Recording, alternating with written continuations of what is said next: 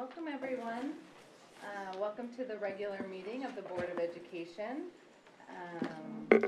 We'll call this meeting to order, and we'll start with the Pledge of Allegiance. Please stand if you're able. Pledge allegiance to the flag of the United States of America and to the republic for which it stands, one nation, under God, indivisible, with liberty and justice for all.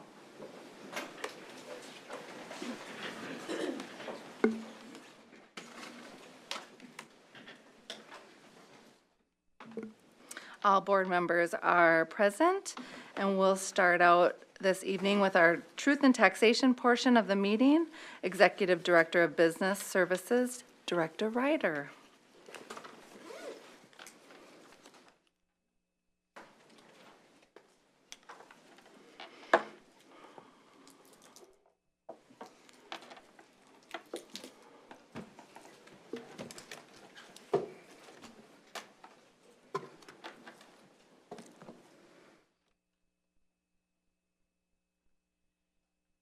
Good evening. Good evening.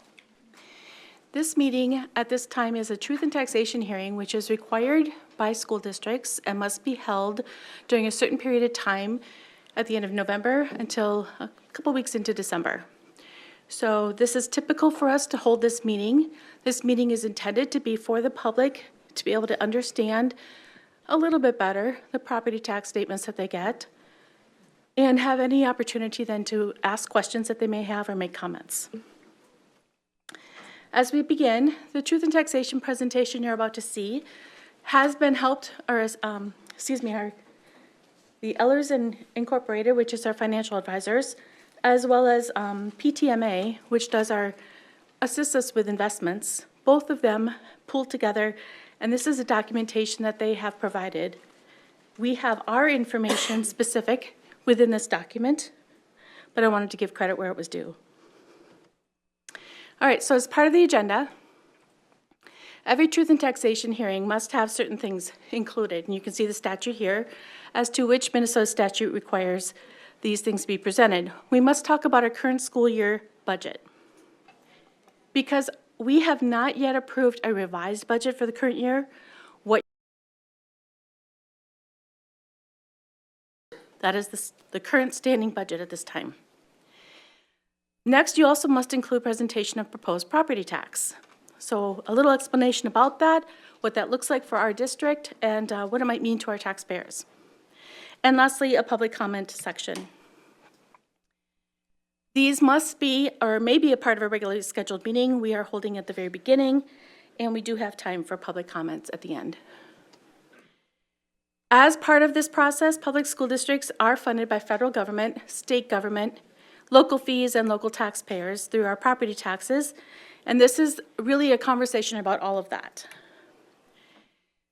This slide evokes some emotion from a lot of different people, and the reality is that this is only the basic formula, okay? This is the amount that we take times the pupil units to determine how much general education aid we receive for the very general things that are not in any way categorical or restricted, so they can be used for any of our needs.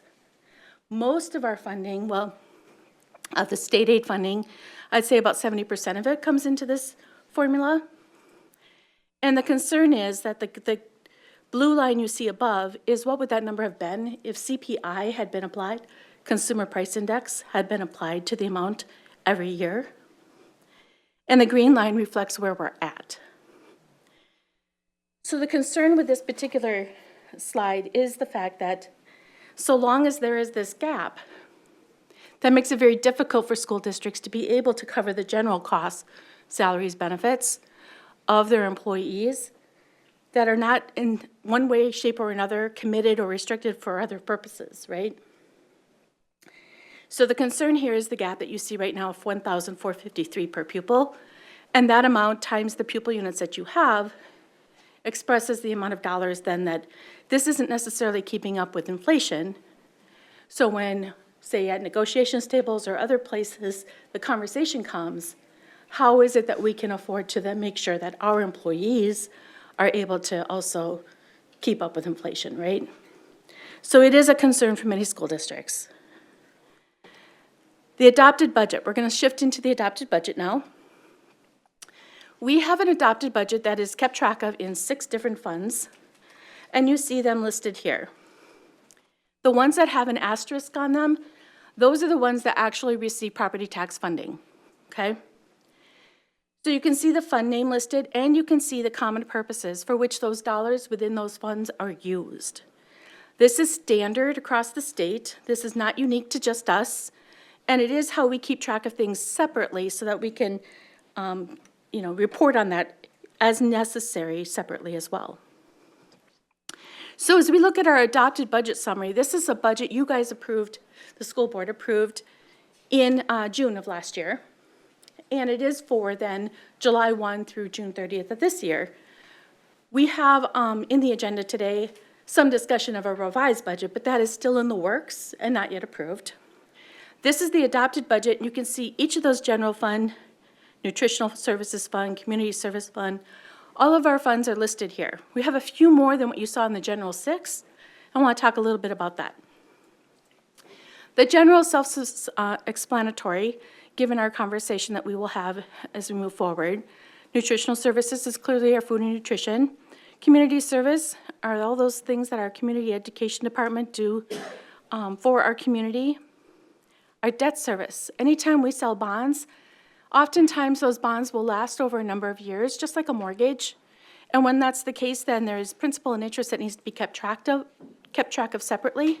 We pay it separately out of the Fund 7, and we collect the revenue, largely levy, from that same method. Internal service fund. For us, we have a self-insured health and dental plan. So therefore, we collect our premiums in this account, this fund, and we also pay our claims from this fund. And then we have fiduciary, and this is dollars that are set aside for trust purposes. I did miss the OPEB revocable trust as well, and this is something that we do at pay-as-you-go. As you look to the next slide, this is all about our revenue for the current adopted budget, and this is indicating where does the money come from. So you can see 80% of our funding source comes from the state sources. When we talk about this 80%, that is not just the Gen Ed formula I spoke of just a little bit ago with that graph.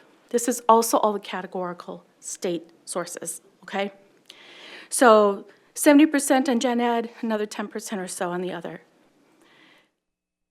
In addition, then you have local property taxes, which is the 14.9%. And then you see that there are some other sources and the federal sources of 1.6. In total, that's what makes up our revenue in the adopted budget.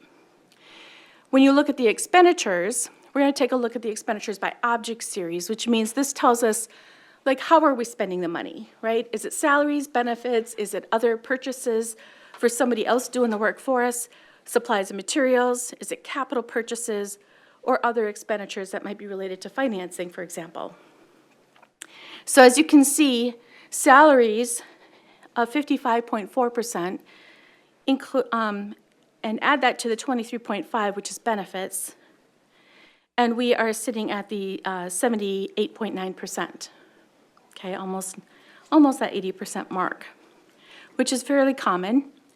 Purchase services are around 14.1%. This does include transportation. This does include subs. This would also include contracted services. We have then 2.9% in supplies and materials. Capital purchases are 3.5%, and a small 0.6% of the budget is other expenditures. Again, adopted budget. Having concluded that conversation around the budget, I wanted to point out a few things that are highlights for our school district. We have our bond rating that is listed here. There are 2 different ratings. There is the credit enhanced rating, which follows the state primarily. It means basically if we can't afford to pay our principal and interest, the state would help out.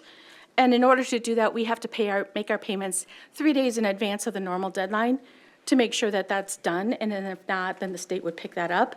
We've never had an issue with that, but that's just normal how that flows and the bond ratings that you see for each of them. On our own, by ourselves, it's an AA2. Financial reporting rewards. We have submitted for the Certificate of Excellence Award and the Meritorious Budget Award book. So those have both been submitted now. Our audit opinion was shared with the board in November. And we have LB Carlson conducted the audit of the June 30, 2025 financial statements and issued an unmodified opinion or a clean report. And then we have listed our business office team. Now let's get into the property tax levy. When talking about a property tax levy for the school district, there's a particular timeline. For us, we begin in the summer. This would have been last summer, this past summer. And the state asks us for information. A lot of the estimates that we would be intending to use in the calculations that they then need to use in their report they give back to us in September. So in September, we received this report. It's about a 39-page document, and it's just filled with lots of formulas, and based on the estimates that we've provided. In September, the board then took action to approve that, certify that at the max level. That allows for any slight adjustments the state might have had on their formulas or for something else. Had we been holding elections, that would have been something also that would possibly result in that levy increasing come December. In our case, we did not have any elections in November, so that is not a non-issue this year.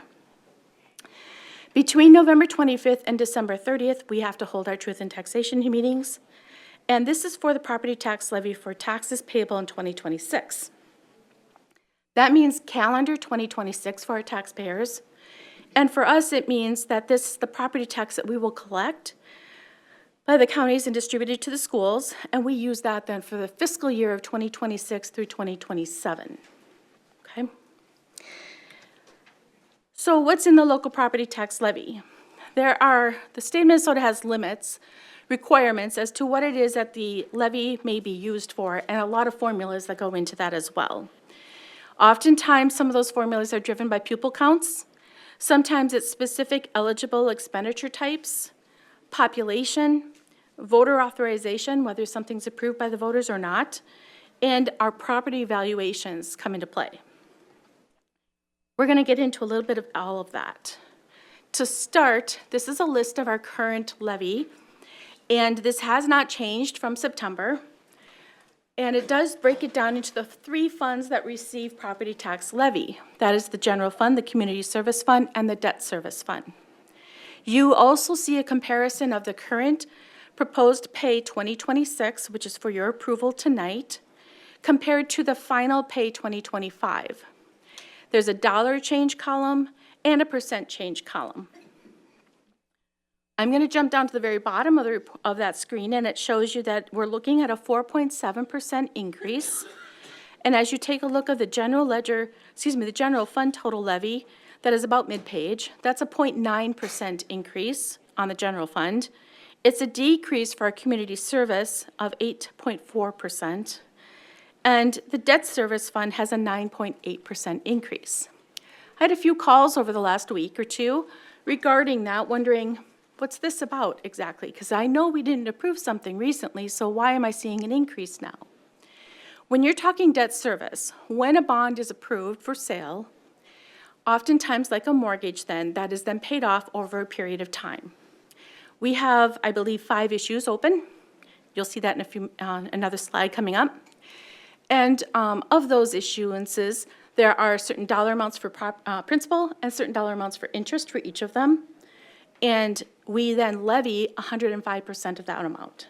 That ensures that we have enough to make full payment of our principal and interest in the event there might be abatements, okay?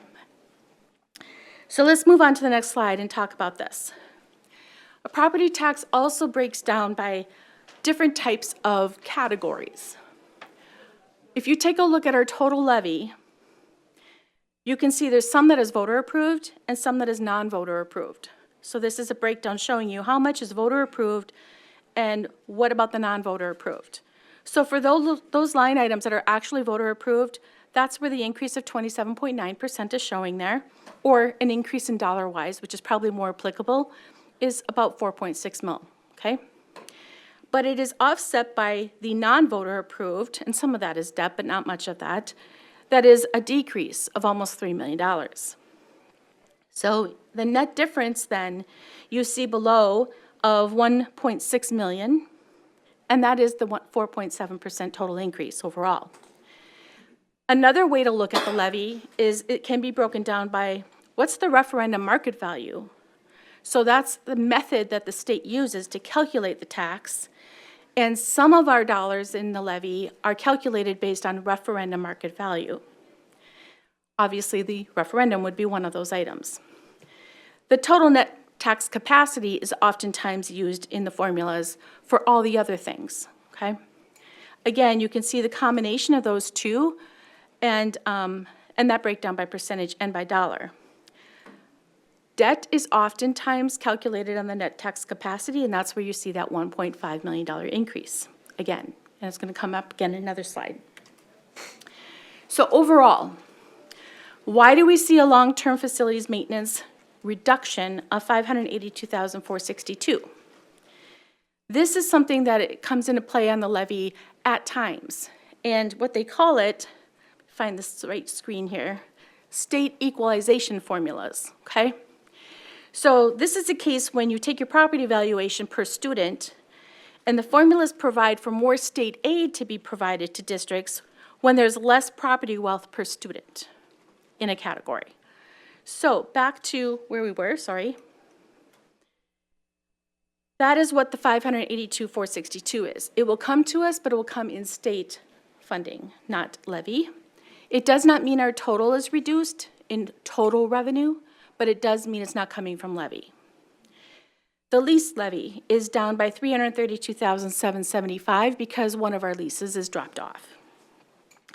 Our debt service is increased by $1.5 million, and this again is that net change of an increase to the debt service levy because of bond payments that were approved over time and how they fell. I can tell you, and I've shared this with those who called, the fact of the matter is this year, Pay 26 and Pay 27 are the highest dollar amounts on our debt service amounts to be paid, and after that, it then goes downhill. And we complete our payments for debt service in the year of 2038.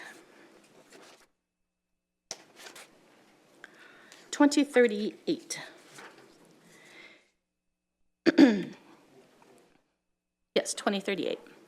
So when looking at our debt service, just a little closer here, we have voter approved, we have non-voter approved, and then we have these things called adjustments and abatements.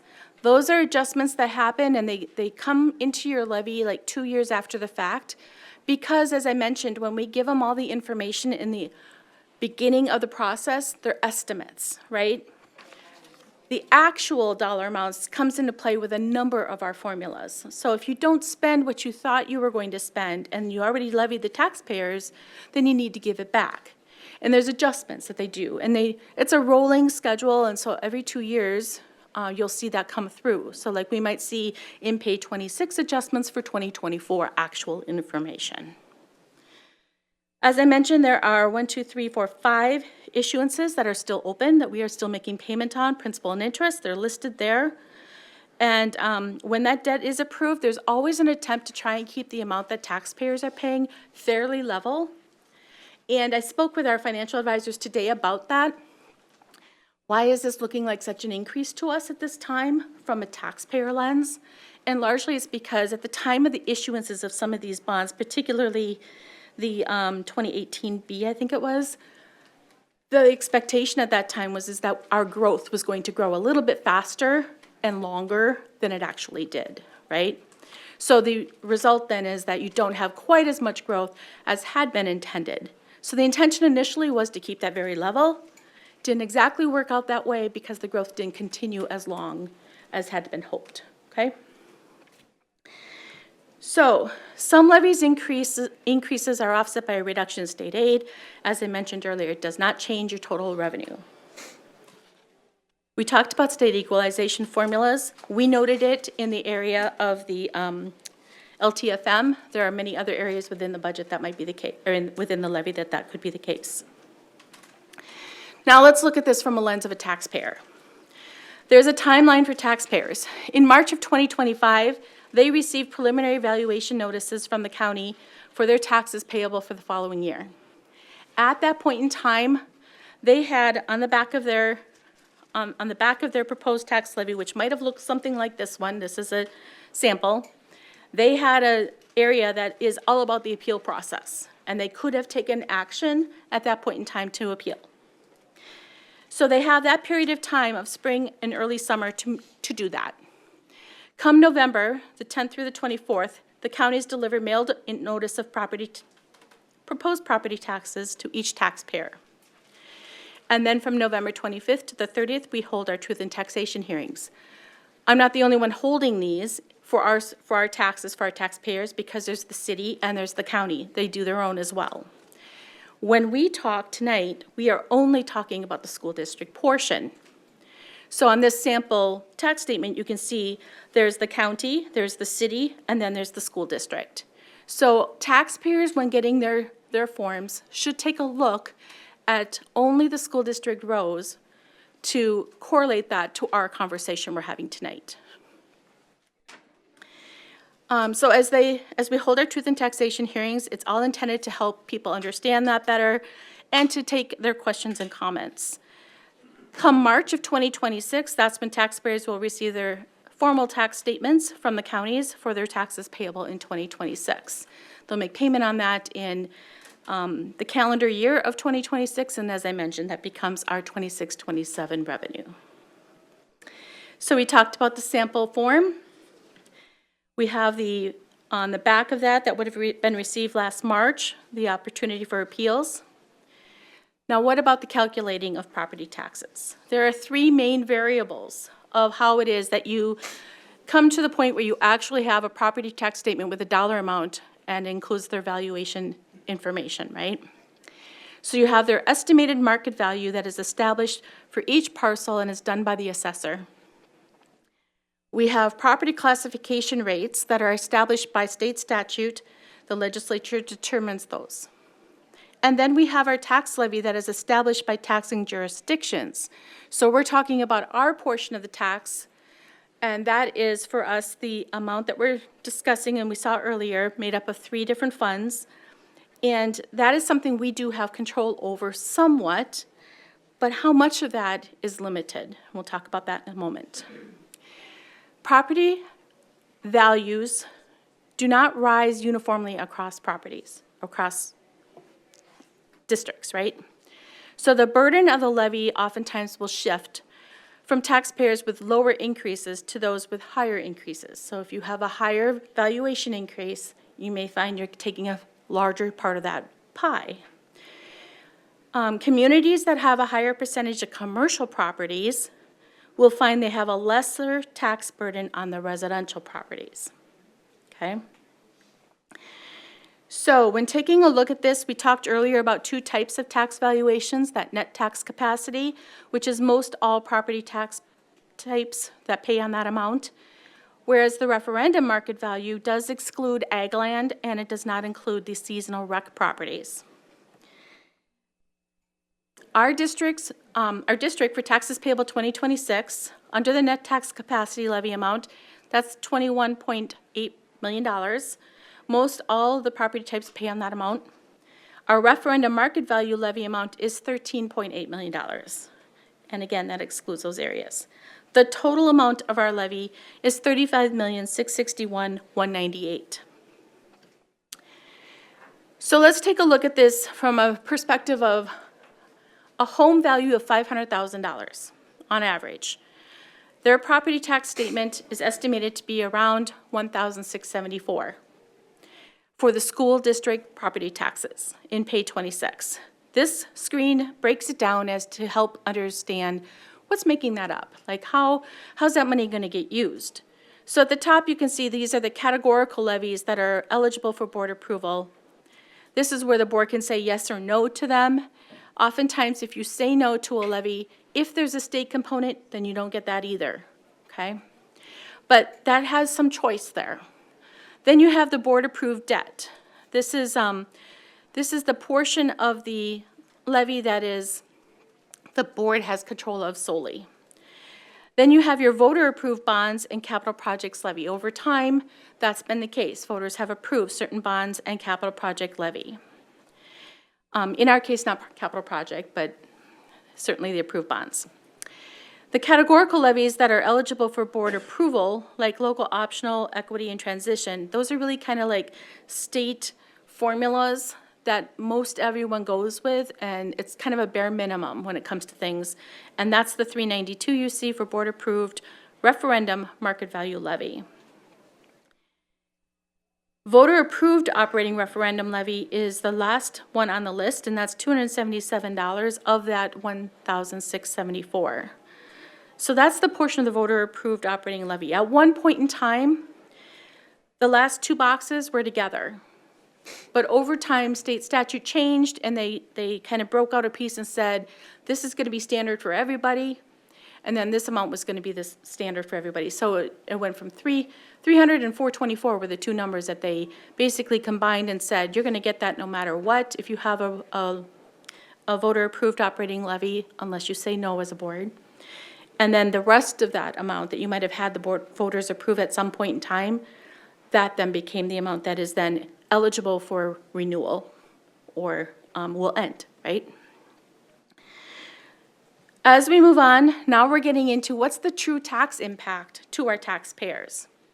So overall, you can see the referendum market value and the net tax capacity across the school district. And on average, you're seeing a 4.21% on referendum market value increase and a net tax capacity value of 4.54%. But when you make that into the rates, the tax rates that they apply, then you see that there's actually a reduction in the referendum market value tax rate, and there's an increase on the net tax capacity tax rate of 4.58. What you're looking at on this page is assuming a market value increase of 4% on property. And that's kind of the average for our school district, and that's why we're starting there. From here, you can see the valuation in the Pay 2026 estimated value of, let's say it's a $200,000 residential home. What would that property tax be expected to be? And that would show as $613 compared to $579 for last year, a $34 increase, okay? You see the various different valuations, 200 up through $1 million, listed there with the dollar change and the percent change for residential homestead in the lighter blue. As you look at the bottom section, that's the commercial industrial, and you can see that also for the valuations of $100,000 to $1 million valuation of commercial industrial.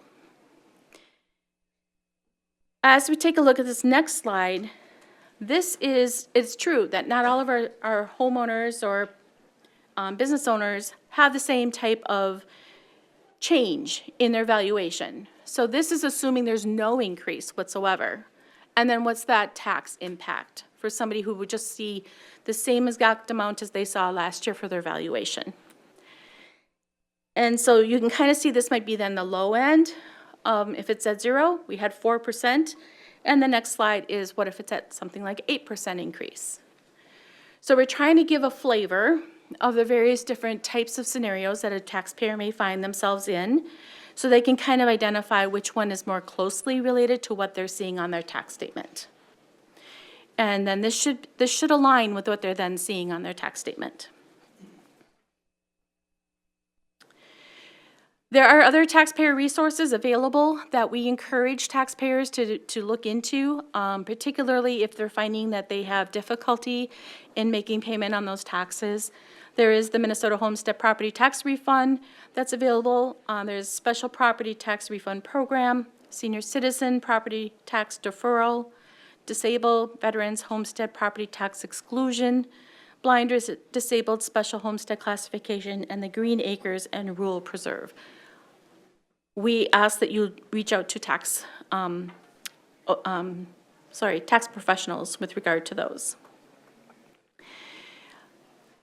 In total, this is the form that is on the state website that we must then have a board approval of in the month of December. By December 31st, this must be submitted both to the state, Minnesota Department of Education, as well as to our county.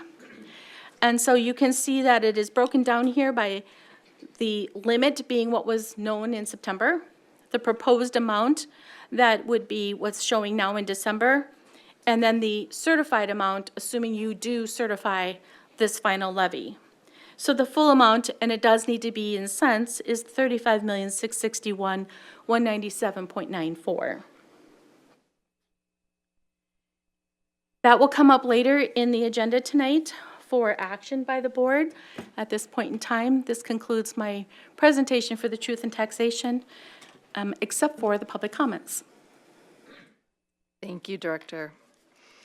Next will be the public comments regarding truth in taxation. This is the time the public may comment and ask questions regarding the proposed property tax levy and budget. Do we have anyone that wants to come up to the podium and have anything to say about that?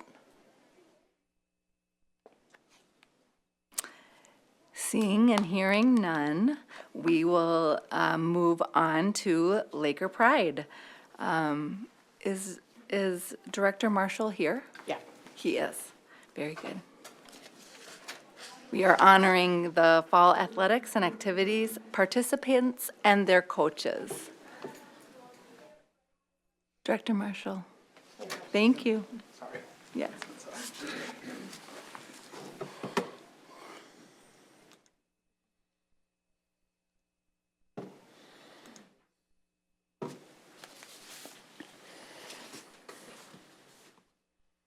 All right, well, good evening, Superintendent Dr. Thomas, Board Chair Bullion, and School Board Directors. My name is Jeff Marsh. I'm the Activities Director for the high school and for the middle schools, and it's my honor and privilege to present to you the 2025-26 Fall Activities and Athletics Report, as well as to recognize and honor those students who have qualified for state or have achieved tremendous success in their given activities from this past fall. Before we begin bringing some students in, I wanted to share just a few reminders of our Athletics and Activities Department for all of you. As you can see right here on the first slide, we continue to live by our vision of students experiencing an enjoyable environment of a wide array of co-curricular activities that promote pride, character, sportsmanship, and development of both personal and team excellence. With over 75% of our student population participating in some sort of co-curricular activity, this is definitely a testament to the wide array that we offer and the enjoyable experiences that our students are having within these sports and activities. And as we switch to the next slide, you'll also see what we use for a definition of success within our programs. While it certainly is always our goal to win in our competitions, when we reflect back on a season, our coaches, advisors, and students should be looking at creating lifelong memories, developing lifelong friendships, and teaching or learning lifelong lessons. And we certainly see this happening in the number of alumni who come back to be a part of our programs, whether it be as volunteers or coaches or advisors within all of our programs that we have. In addition, we use the Laker acronym to define our purpose statement within our department, starting with developing moral character skills. These are skills that we want our students to learn and display in all aspects of their lives, not just within their sports and our activities. And these are meant to help shape the relationships that they have with others. Thus, love, appreciation, kindness, empathy, and respect are all skills that our students and adults should reflect on and display in all interactions within and outside of their activities.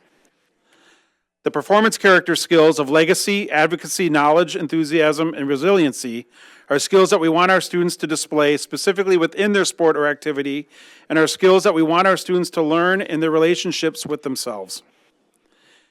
These next two slides show the participation numbers from the last two falls so that you can see a comparison of where things are at for student involvement. Most of our sports have remained consistent throughout the years. As you can see, our intramural ping pong program has pretty much died, unfortunately. But we did add soccer a couple of years ago. And the other big one that we're looking at adding still this year is intramural girls flag football this spring, thanks to a grant from the Minnesota Vikings. So stay tuned for that this spring when we learn about intramural girls flag football. Wow, cool. At this point, we'll start to highlight some of our specific activities in sports. We'll start with our Minnesota State High School League sports from the fall. As you can see up here, our football program finished 5-5 again this year. We did advance to the section final. 4 of those 5 losses were by 1 score or less. So we are right on the brink of making it to that state tournament. They have been very close every year, and we know that one of these years we're going to get over that hump. Our girls tennis team finished 8-1 in the South Suburban Conference. They finished as conference champs again. This year they advanced to the section championship match where they finished as section runner-up to Minnetonka. At this point, we will start by bringing our girls soccer team in.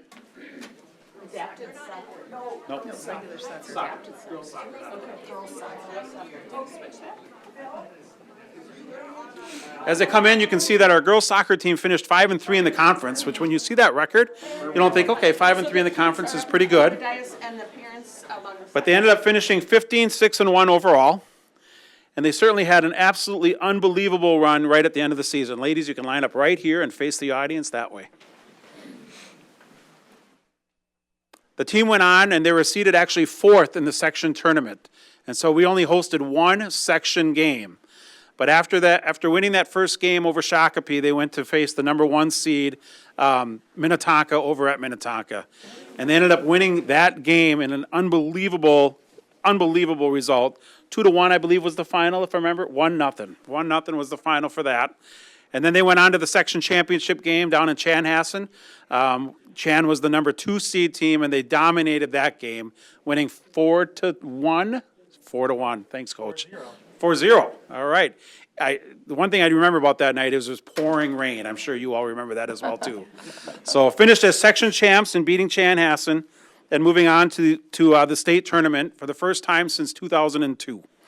At state, the team started off with Lakeville North, where we had to travel to Monticello to play Lakeville North, which didn't quite make a lot of sense to many of us, but the girls were able to come back and rebound after losing to Lakeville North earlier in the year for a 1-0 victory in the state quarterfinals, then advancing to the state semifinals, where the game took place down at US Bank, which was fantastic. We had a great showing of students and fans down there.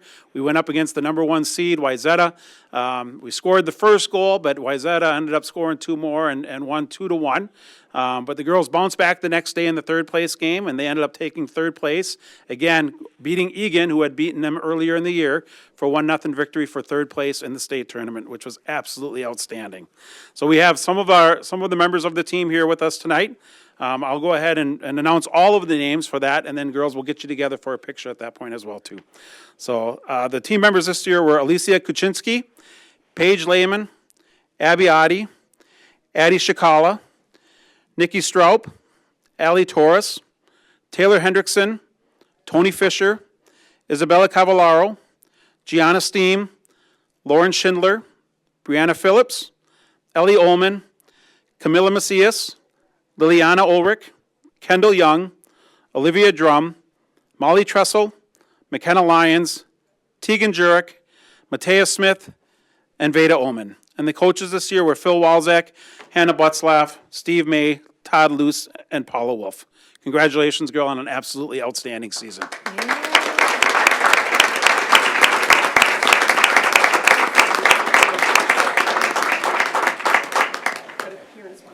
Okay. Parents, if you want to take some pictures, and then girls, the picture for the district will be taken out in the hallway then as well, too. So get together real quick so your parents can get some pictures. Do one for everybody? We'll just do one for everybody.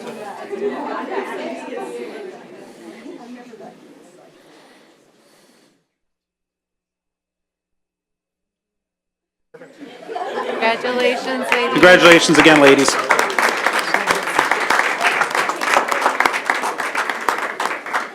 Next, we're going to bring our adapted soccer team in. Our adapted soccer team, as many of you know, is involved in a co-op. We co-op with Shakopee, Chaska, and Chanhassen. And Chanhassen is actually the host school for the soccer co-op. We actually do have a number of them here, which was kind of nice. They started their floor hockey season recently, and they had their first floor hockey game today, which unfortunately didn't turn out so well, but that's okay.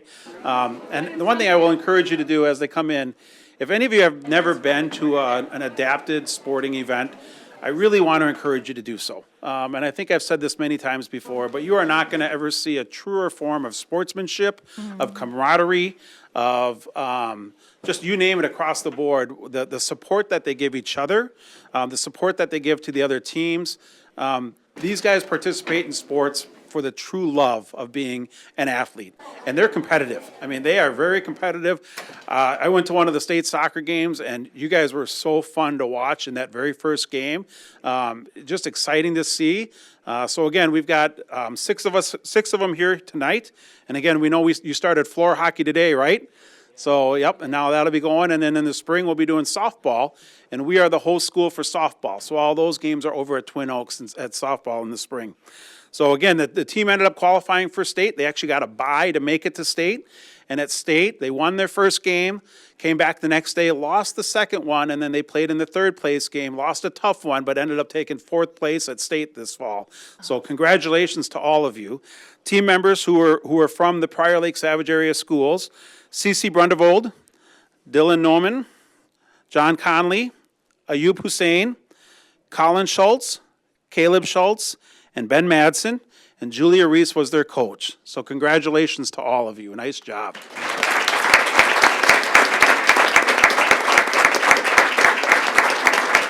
You guys, if you want to just get close together, we'll let one of your parents take a picture here for you, and then you're going to take a picture out in the hallway afterwards.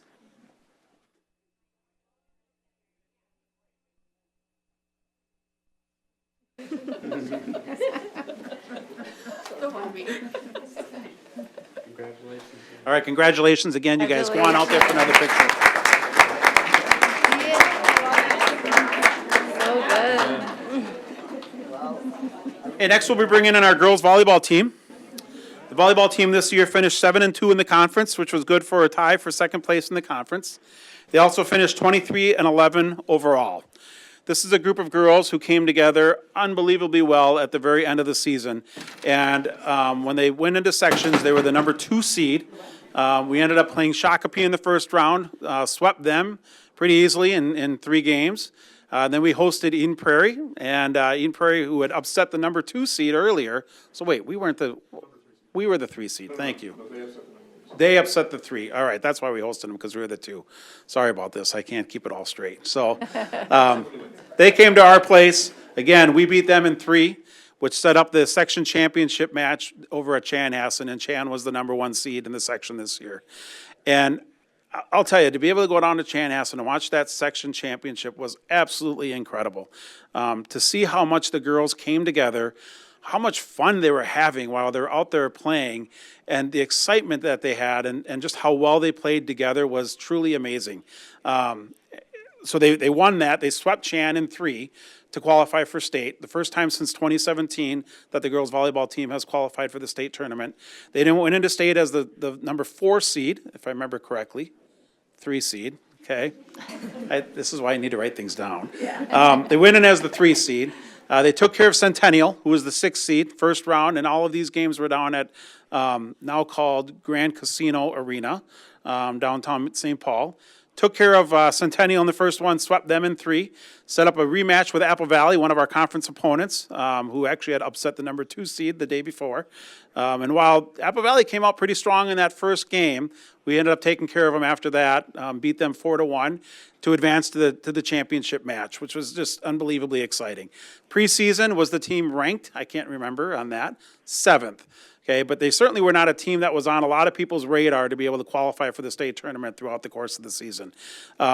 Championship match against Lakeville South didn't necessarily go our way. Lakeville South took care of business pretty easily, probably the best team in the state. But again, we're holding our heads up. You can see they have their medals on and up to finishing as state runners-up, which is truly an absolutely amazing and incredible season. So we have some of the team members here. I know a lot of people had to get to practices tonight, so they couldn't all make it. But our team members included Dylan Raveling, Carly Mule, Sydney Burley, Audrey Clemens, Izzy Hawkins, Raya Cotton, Addie Barbo, Brielle Gunderson, Olivia Arlt, Katie Westerholm, Maeve O'Halloran, Kenzie Weiss, Lauren Weiss, Lauren Sherpa, and Abby Lindemann. And our coaches were Mike Dean, Ryan Wagner, both of whom are here, Kaylin Payette, Megan Head, Janine Mesnick, and Adam Sink. Congratulations to all of you.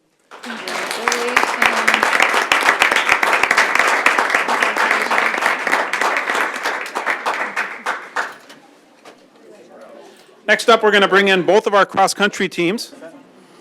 Our girls cross-country team finished as South Suburban Conference champions this year. I believe that's the 6th year in a row. Some would call that a dynasty, to be doing as well as they are. They went on to the section tournament where they finished as section runner-up. The greatest part about cross-country is the top 2 teams from sections actually qualify for state. So this was, again, I believe, the 6th straight year that the girls cross-country team has qualified for the state tournament. At state, they finished in 10th place overall. Sarah Gastany finished in 24th place, earning all-state honors. And other teammates included Isabel Reinders, Mackenzie Benedict, Keely Moling, Malin Everson, Riley Bevan, Jordan Nevin, and then the alternates included Talia Bushman and Leighton Vennick. Coaches were Dan Saad, Sandrine Lemercier, and Kelly Ryder. Congratulations again to our girls cross-country team on a very successful season.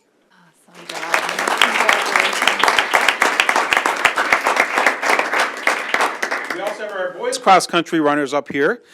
This is the first time in a number of years that we've been able to honor and recognize some boys cross-country runners, and certainly to be able to have 2 of you come in here was truly amazing this year. The boys finished 6th overall in the conference meet. At the section meet, we did have our 2 runners who qualified for state who are standing in front of you right now, both Joe Gannon and Isaiah Rock.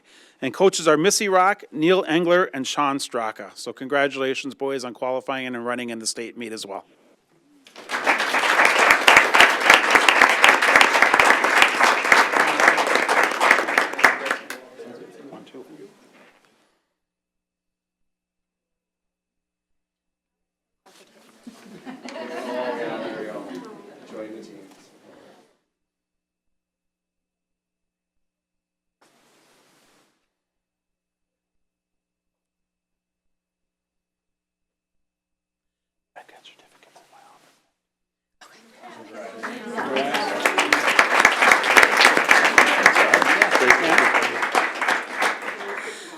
Next up, we have our girls swimming and diving team. You'll notice we have a lot of our female sports who are coming in here. And again, nothing against our males because they had some great performances and we just have that many more female sports in the fall, but our female sports did an absolutely tremendous job here this fall. Our girls swimming and diving team finished 8-1 in the South Suburban Conference, taking 2nd overall. These are our 4 individuals who qualified for the state tournament. At state, in the Class AA championships, the team finished in 16th place. Livy Solt was 6th in the 200 freestyle and 9th in the 100 freestyle. Kayla Haycraft finished 14th in the 200 IM and 9th in the 500 freestyle. In the 400 freestyle relay of Ella Ritz, Kayla Haycraft, Avery Obelman, and Livy Solt finished in 12th place overall. Coaches were Katie Haycraft, Justin Haycraft, who are both here tonight, and Ella Knutson. Congratulations, ladies, on an absolutely outstanding season.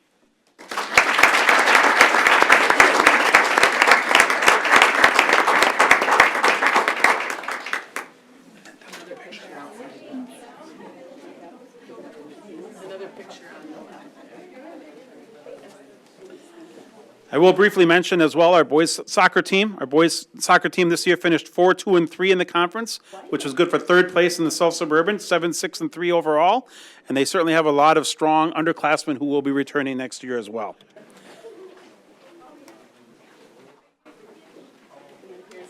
So coming in next, we have 12 students who are choir students from Prior Lake High School who have been accepted into the American Choral Directors Association of Minnesota, the Honor Choir Program for 9th and 10th graders. It's important to note, I think, that 392 students from across the state of Minnesota were selected for this, with usually up to about 700 auditioning. And again, this is just for 9th and 10th grade. They also do this as well for the upper grades in 7th and 8th grade and 4th, 5th, and 6th. This year we had 12 Lakers plus 1 alternate who were selected. The most that any school can have is 12. 9 out of 10 of the South Suburban Conference schools were represented with at least 1 singer, and 4 of those schools, us, Eastview, Rosemont, and Eagan, were at the cap. A total of 84 singers from the South Suburban Conference were selected, which makes 21.4% of the total coming from the South Suburban Conference. So not only can you see that, in fact, Prior Lake, but the conference as a whole has unbelievably strong fine arts programs. And again, truly remarkable and outstanding performances for all of them. So our 12 individuals who have achieved this honor this year For the SSAA, and I learned that that stands for Soprano 1, Soprano 2, Alto 1, and Alto 2, we have Chloe Andrews, Lydia Chalekian, Maren Erlinson, Harper Esch, Kate Heisen, Bailey Van Laar, Kenzie Olsted, McKenna Quinn, and Addie Swenson. In the SATB choir, which is soprano, alto, tenor, and bass, we have Sam Langamo. And the TTBB choir, which is tenor 1, tenor 2, bass 1, and bass 2, Drew Shalom and Ben Ty. And the directors for our choir program, who do an absolutely amazing job with all of the students that we have as part of that program, are Randy Erlinson and Rob Hahn. So congratulations to all of you.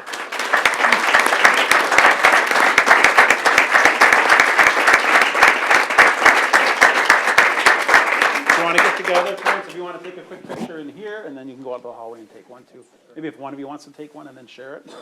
Sure. Okay. Guess it's me.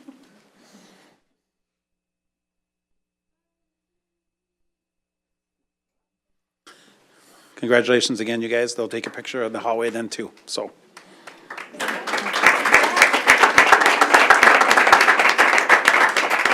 And then as you can see, we just have a number of pictures that we like to put in our slides as well from the course of the season. Again, you can see here our theater program, our Cinderella. If you were able to see that, it was absolutely incredible. The set, the design, the acting was just incredible. They earned honorable mention achievement in musical theater as well. They're off and running with the 1X at this point as well too for this year. So a couple of things I think it's important to note. We're moving into our winter season. All of our winter sports have started. Many of our sports and activities are off and running. The high school is a very exciting place to be right now. You can go up there anytime during the day and on weekends and be able to see events that are happening. 2 weeks ago, we hosted our big robotics tournament. Last weekend, we hosted our big cheer invite as well as a big gymnastics invite. This upcoming weekend, we have our swim invitational as well as a big wrestling tournament that we're hosting. And next weekend, we're going to be hosting the South Suburban Conference Dance Championships as well. So I encourage you to come out, watch some of our students, whether it be in athletics or activities, be able to play a part in that. Again, we are very grateful. We're very thankful for the support that we receive. I think it's super important to note that our coaches and advisors are absolutely incredible people, and you hear me talk about that earlier in the fall. When you get a chance, if you get a copy of this, I did put a link in here to the South Suburban Conference stipend comparison. I want you to take a look at that and see. Okay, across the board, we as a district are at the bottom of paying our coaches and our activity advisors. And I just think it's super important that that be noticed and be pointed out, because we have amazing people who are doing these positions, but we're also losing them. And we have a hard time filling spots as well when spots do become open. And while many of these stipends are no longer a part of the teacher contract, I think it is important to note that we need to do something so that we can be able to retain these people moving forward as well. Certainly our teachers and our administrators, our district office staff, our school board members, many of you have students or have had students in the past who have participated in our extracurricular and co-curricular programs. Can't thank our activities office staff enough, certainly our custodial staff with what they do, parents and community members, and it's always so fun to see the students who are there watching our games as well too, who have that Laker pride supporting them. The very last thing that we're going to start here at this point is our Volunteer of the Month. And it is with great honor and pleasure that I get the opportunity to introduce to you Dick Charts. Dick provides foundational support to our entire K-12 robotics program and is one of the key volunteers who makes our pipeline possible. He coordinates both the FLL Explore and Challenge, organizing teams, registrations, payments, materials, and running practices twice each week, while also maintaining equipment and preparing for each season. In addition, Dick is a driving force behind our annual Mini Mania tournament. He works with the district and HTK to secure space, manages volunteers, oversees logistics, setup, and cleanup, and ensures the event runs smoothly for thousands of students and families, including handling food and hospitality for all the judges and volunteers. The scope and consistency of Dick's behind-the-scenes work is exceptional. All of our robotics programs would not operate at their current size or quality without his leadership, organization, and dedication. His impact on our students and the robotics community is lasting and invaluable. And correct me if I'm wrong, but 60,000 steps in 60,000 steps for the weekend. 90,000 steps for the weekend. With and how many in one day? 40-ish, 45. 40 to 45,000 steps in one day at the tournament that we had just a couple of weeks ago. All of this as a volunteer. So again, it gives me great pleasure to be able to honor and recognize Dick Charts as our Prior Lake Volunteer of the Month.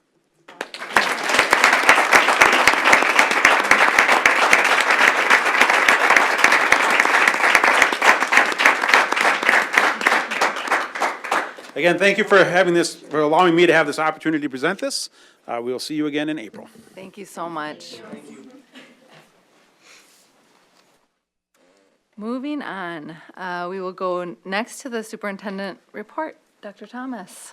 Thank you, Chair Bullion. I'll be brief. Just want to highlight the fact that we started our kickoff for our incoming kindergartners, and online enrollment opens this Thursday, December 11th, and we encourage all of our families to complete their registrations by January 9th so that we can really best plan for our staffing accordingly for the start of next school year. Also, just letting you know that last Friday, our board of AMSD passed our legislative platform. I'll defer to a couple of board colleagues probably in their board reports to talk a little bit about MSBA. But the Association of Metropolitan School Districts approved their 2026 legislative platform. A lot of key conversations that are overlapping with a lot of the professional organizations. I would say, first and foremost, it's key priorities to strengthen the educational outcomes and get stable funding for education in schools here in Minnesota. That's a key one. I would also just note another key one is to prevent a scheduled $250 million cut to special education cross-subsidy reduction aid, restoring the purchasing power of local optional revenue that Director Ryder mentioned earlier, as well as reducing mandates and or fully fund the mandates that are on the books so that we can focus our resources on our students to the best of our abilities. So more to come on that, and when we bring ours to the board here in January. And then lastly, just to give mentioned, as we go into this season of giving, that the Prior Lake Chamber partners that we have with them of the annual Tree of Warmth. It's our winter clothing drive. It's all underway right now. We are one of our collection sites here in the community to help a lot of our families and students who are in need. And so we're collecting new boots, new snow pants, gloves, scarves, hats, socks, a lot of the winter apparel. There's 3 drop-off locations right here at the district center in the front office area right when you come in. Also at Prior Lake Chamber of Commerce, as well as the city of Prior Lake City Hall. And all those items will be distributed to our students throughout the district who are in need this season. So thank you for that. Very good.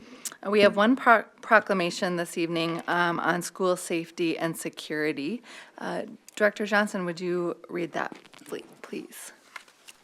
Prior Lake Savage Area Schools recognizes January 5th through 9th, 2026 as School Safety and Security Staff Appreciation Week. Our school safety and security staff ensure the safety of more than 8,600 Prior Lake Savage Area students and more than 1,300 employees. This week, we celebrate our thanks and gratitude for these essential staff. Whereas National Law Enforcement Appreciation Day is celebrated on January 9th, 2026. Whereas school safety and security staff at Prior Lake Savage Area Schools include 2 resource officers from Savage and Prior Lake Police Departments, campus and lunchroom supervisors, a district emergency preparedness and response coordinator, and school building crisis response teams. Whereas school safety and security staff help keep Prior Lake Savage Area school buildings, students, and staff and community safe. Whereas school safety and security staff aid students in developing positive behavioral skills, mentoring and counseling students, and acting as mediators when disagreements arise. Whereas school safety and security staff train staff and teachers to identify and handle emerging safety issues. Therefore, let it be resolved, the Board of Education hereby extends its appreciation to the safety and security staff for ensuring a safe and welcoming environment for our students, staff, and community, and declares January 5th through 9th, 2026 to be School Safety and Security Staff Appreciation Week in Prior Lake Savage Area Schools. Thank you very much. Director Powers, do you have anything that you'd like to add?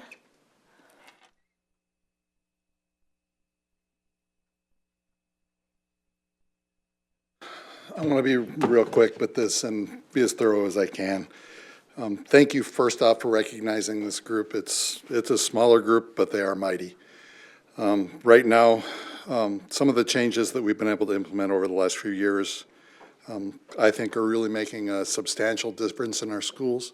And I look forward to many other things that we can share at a later date about things we're working on now to make sure we are keeping our students and staff safe. One of the people that I really want to highlight with this is Matt Kranick, our new Emergency Preparedness and Response Coordinator.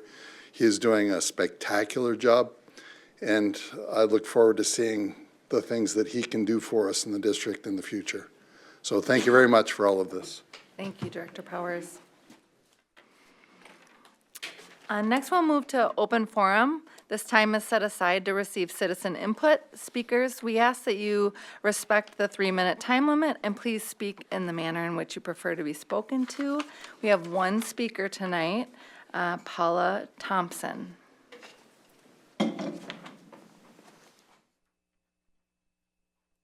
Thank you, Board. My name is Paula Thompson, and I'm a retired physician who practiced in this community. After retirement, I taught preschool and kindergarten Spanish lessons for 7 years at local preschools. I raised 2 children in the district and have lived here 25 years. Raise your hand if you have ever seen the movie Forrest Gump. Such a great movie. Tom Hanks' character in the movie is being bullied, and his mother does something that surprisingly brings the bullying to an end. Hold on to that thought if you can remember as I continue. Today, I don't want to talk so much about the victims of bullying, but about bullies. Bullies need our compassion also. Bullies do what they do for a reason. Their sense of self-worth has been deeply undermined. Bullies frequently learn their bullying behavior in their own homes. They are frequently the victims of neglect and abuse themselves. This includes emotional, physical, and even sexual abuse. Bullying behavior can and does continue into adulthood. I enjoyed teaching preschool Spanish very much because I love children, and children in this 3 to 6 year age range are typically so sweet and transparent and innocent. I would also always do a unit on clothing, and the kids love these lessons, especially the day I would roll in a rack of fun clothing, and they could choose something to wear from the rack if they could ask for it in Spanish. I brought a Vikings jersey, a Twins baseball cap, a flowered flowing dress, cowboy boots, a ruffled top, among other things. We were going along enjoying our time together, and there were all these smiling faces, and then I came to a kindergartner who asked me something that I thought I had misunderstood. I asked him to repeat himself, and he said, "Quiero ponerme la blusa," or "I want to wear the blouse." So I started to sweat a little bit because I realized what this could mean, and time slowed down a bit for me. I knew that a situation like this could lead to bullying, and that this type of bullying could be long-lasting and horrific for this sweet, innocent child. But I also realized that I wasn't going to be part of keeping this child from what he loved. The heart wants what the heart wants. So I helped him on with the ruffly blouse. And do you know what? Nothing happened. The children continue to play and smile and learn their Spanish lesson. And everyone is safe and happy, just like things should be in school. I know families in this district want that kind of learning environment for their children and for their neighbors. Getting back to Forrest Gump's mom did something that I think we need to do in this community. She asked the bully to do something heroic. She asked the bully to protect Forrest from other bullies. And it worked because she had compassion and respect for the bully also. So tonight I'm asking for you all to be protectors and heroes to every child who needs it in this community. Thank you.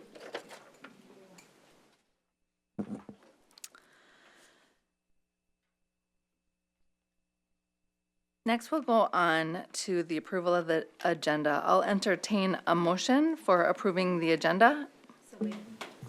Director Atkinson, and second by Director France. All in favor, say aye. Aye. Against? Okay, that passes 7-0. And next, we will move to the consent agenda. Consent agenda items are considered to be routine in nature and will be enacted by one motion. There will be no separate discussion of these items unless a board member or citizen so requests, in which event the item will be removed as a consent item, agenda item, and addressed. I will entertain a motion and a second to accept the consent agenda. Director Bullion, can we pull out consent agenda 11B, please, Okay? and 11D, please? Okay, we'll move 11B and D down to unfinished business. Is there any other items anyone would like to have pulled out? Okay, so I need to do an amended, okay, so if we could have a motion to approve the consent agenda less items 11B and D. I'll enter, thank you. Second. From Director Olsad and Director Atkinson. All in favor? Aye. Aye. Opposed? Okay, that passes 7-0. Okay, moving on. Next, we have the resolution for acceptance of gifts. This requires a roll call vote. Tonight, we have several donors. I will list them. We have Prior Lake Savage Optimist Club for $1,000 for the community Halloween party. Prior Lake Savage Optimist Club again for $1,000 for Project Laker. Rita Weaver in the amount of $403 for the middle school musical. April Batchelor and Andy Schaefer in the amount of $44,000 for a lumber donation to the Tech Ed Department. Par Sports and Promotions with a $635 gift for unified programming. And Kiwanis Southwest Metro Club for $250 for the Five Hawks book vending machine. I will entertain a motion to gratefully accept these gifts. So made. By Director France, Second. by Director Mason. All in favor? We'll do a roll call vote, and we'll start with you, Director Smith. Aye. Director Johnson. Aye. Director Atkinson. Aye. Director Olsted. Aye. Director Mason. Aye. And Director France. Aye. And myself as aye, so that passes 7-0.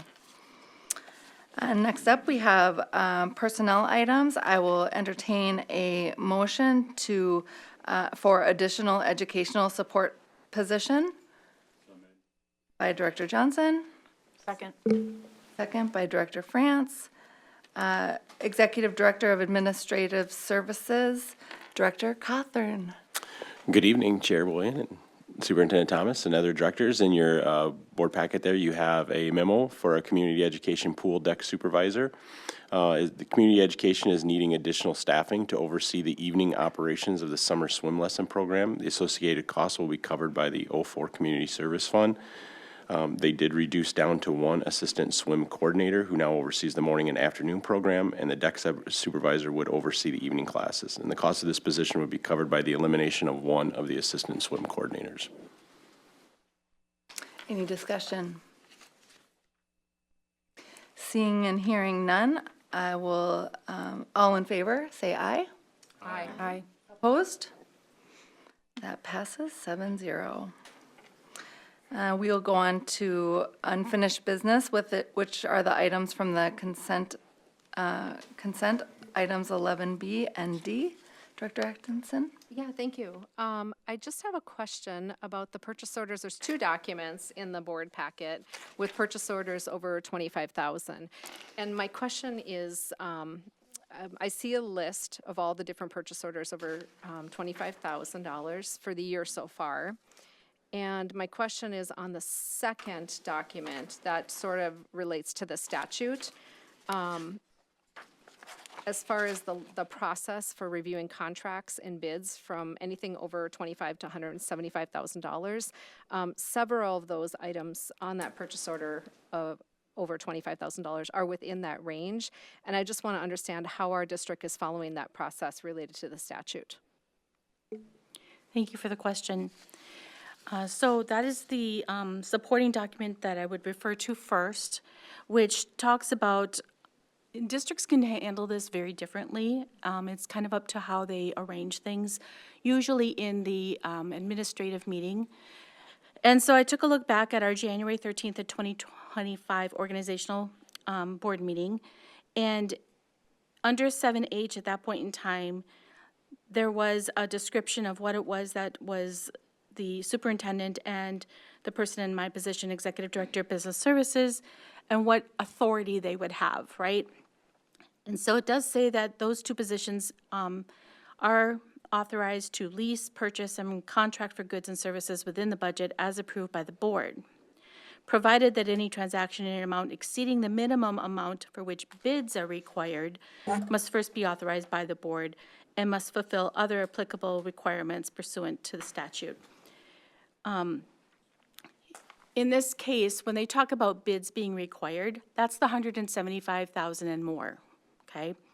And you can see that down below on the bottom half of that document is straight out of the legal compliance document that the State Auditor's Office puts out and that our auditors test for every time they audit us. And so you can see that for contracts over 175, sealed bids are required. We also have the opportunity with sealed bids that we may not have to do the sealed bid if we use a cooperative purchasing venture where they've already done the process of the bids, and then we can then, as a government agency, basically make use of those as members of that particular collaboration, and we do that. In fact, the UHC that you're going to talk about later today, or UHL, which I'm sorry, I don't remember which one that was. UHL, that is one of those examples, right? But when you have anything between $25,000 and $175,000, then what we want to do is we want to pull 2 different quotes in order to be able to make sure we're getting the best price that we can, and then that PO gets accomplished or created. In the process of doing a PO on our system, it has to go through an approval process, and that approval process requires that there's budget available. If that budget is negative, we won't approve that PO at our office level. So from that standpoint, that's the approval process that we're following.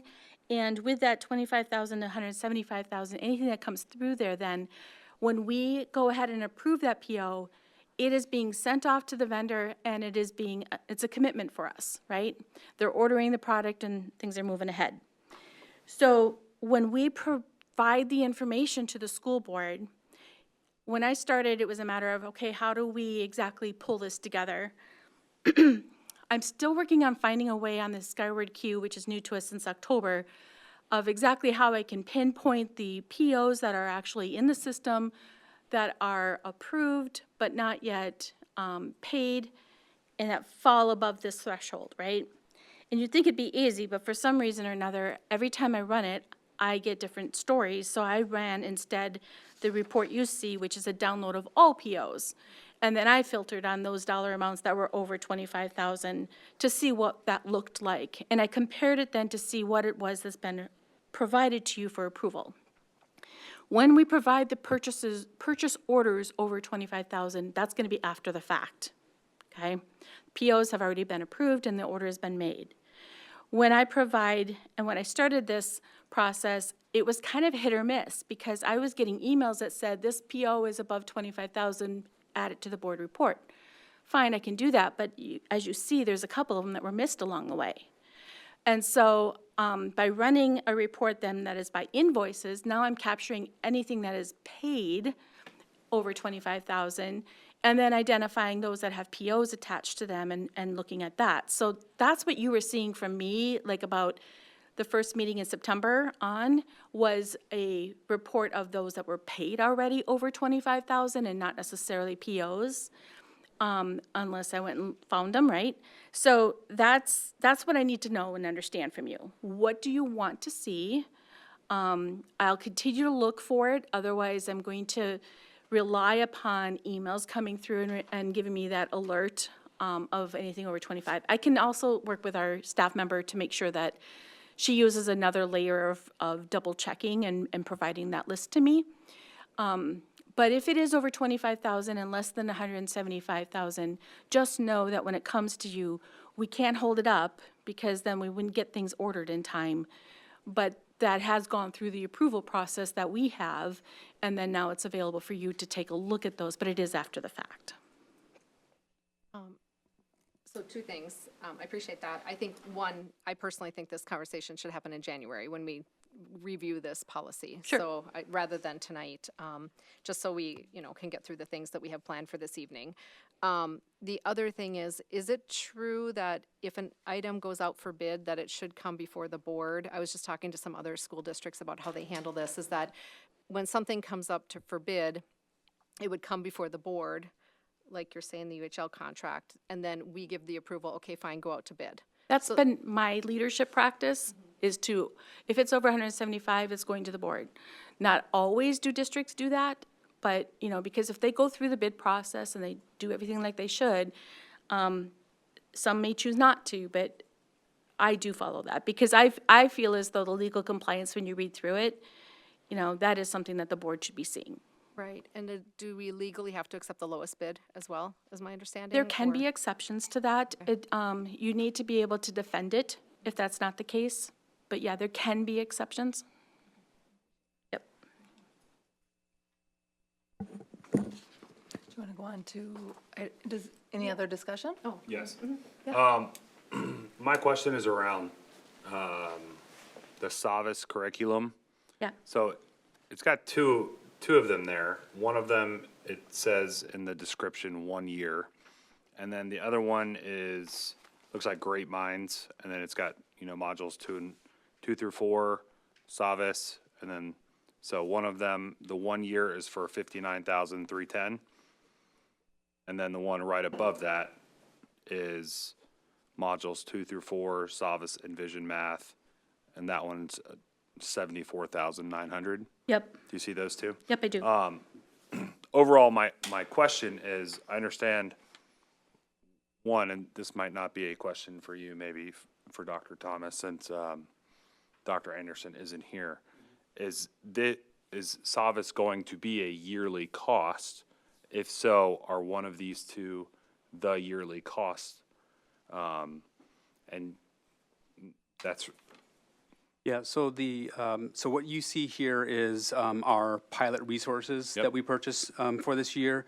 This wouldn't necessarily be any true ongoing cost because that would be negotiated in the total package. So that has yet to be determined. So these are more of the pilot? Yep, these are our costs? pilot resources. Okay. Yep. All right.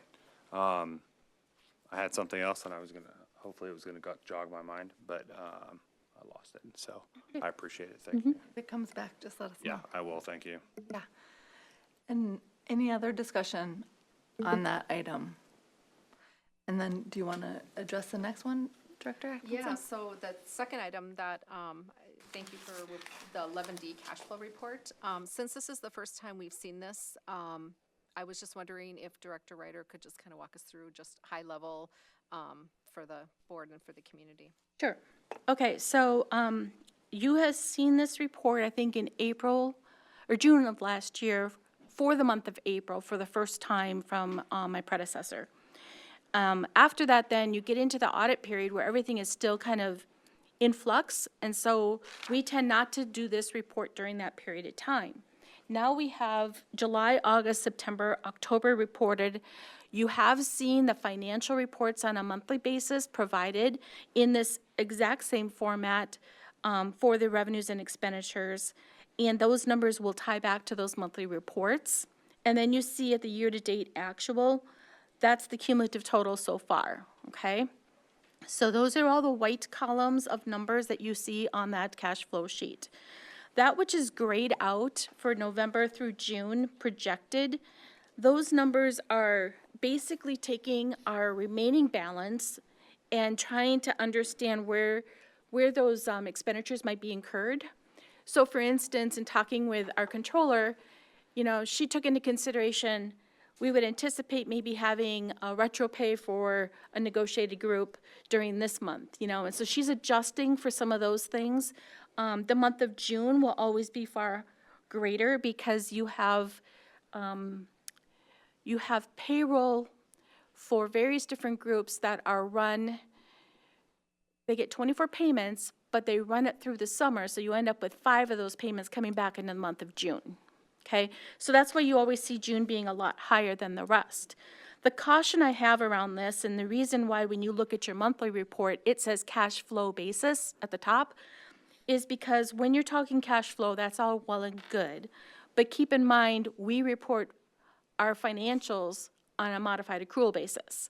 So any bills we get in after June 30th that we're still paying that are actually for the month of June or prior, they're going to get pulled back in as accounts payable and be included in those expenditures. So that's what's challenging about this, is you can be cooking along and seeing how things are coming out. That month of June is where you get everything that is not yet paid, that over the next 60 to 90 days or so, you're going to make sure you get those invoices all in and pay them. So just know that, okay? Because that's what makes this particular report a little concerning for me, but this is cash basis only. Down below is an attempt to basically show you the prior year-to-date numbers, the current year-to-date, adding in those projections, what that annual forecast looks like, how does it compare to budget, and just basically tying that out. Anything further? Nope? Okay, thank you. Any other discussion on those 2 items? Okay, hearing none, I will entertain a motion for accepting 11B and D. Second. By Director Olstad and Director Johnson. All in favor? Aye. Opposed? That passes 7-0. Moving on to new business, we'll go into the approval of the 2025 payable 2026 levy certification. The levy presentation was presented earlier during the Truth and Taxation portion of this meeting, and the board is requested to approve the certification as presented. I will entertain a motion to approve this levy certification. So made. By Director France. Second. By Director Olstad. And Director Business Services, Director Ryder. So attached to this agenda item is the one-pager that shows the line item as it is on the MDE website, showing the limit as of September, the proposed amount as of this moment in time, and the certified amount, assuming you approve this, that would then be submitted to the state and the county. So that total amount of pay 2026 levy certification is $35,661,197.94.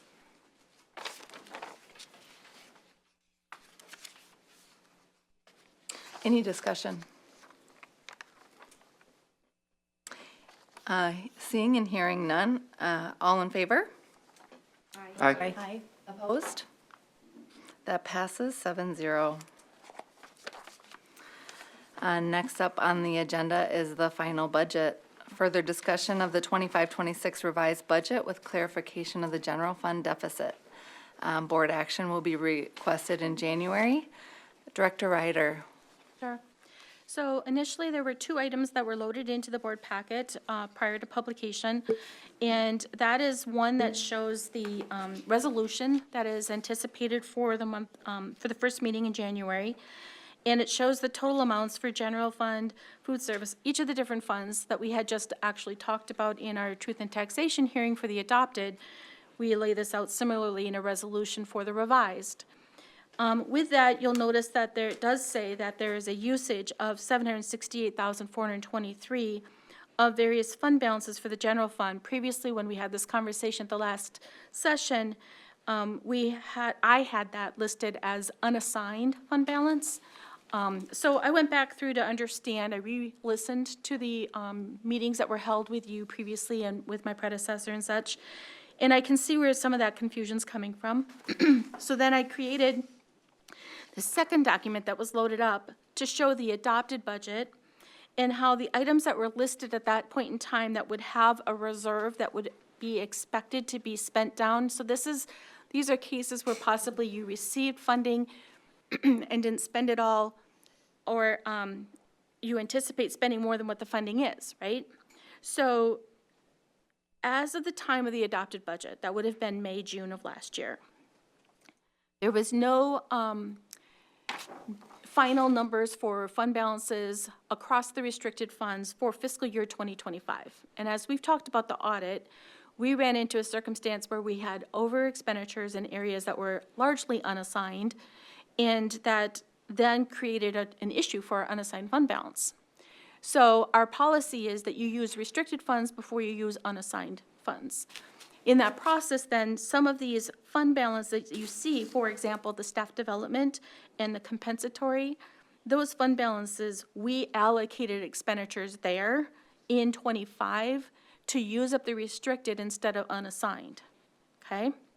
So now as we go to do the revised budget, the question is, well, what are those dollars that are causing this additional expenditure that's in the approval for this budget, right, as revised? It's not uncommon that your expenditures increase. Oftentimes your revenues increase as well because you have more information, right? But when you're coming off from an audited year in which you do have an over expenditure of budget in some areas, you have to ask yourself, is this a continuing issue? If it's a continuing issue, then you would expect that your revised budget's going to address those things and address it in a fashion of either increasing the budget to cover it or having a discussion about how it is that those expenditures might come in at the time of the audit. Does that make sense? So in the process, then, I'm just laying out for you the revised budget. We have more expenditures, but we also have more revenues.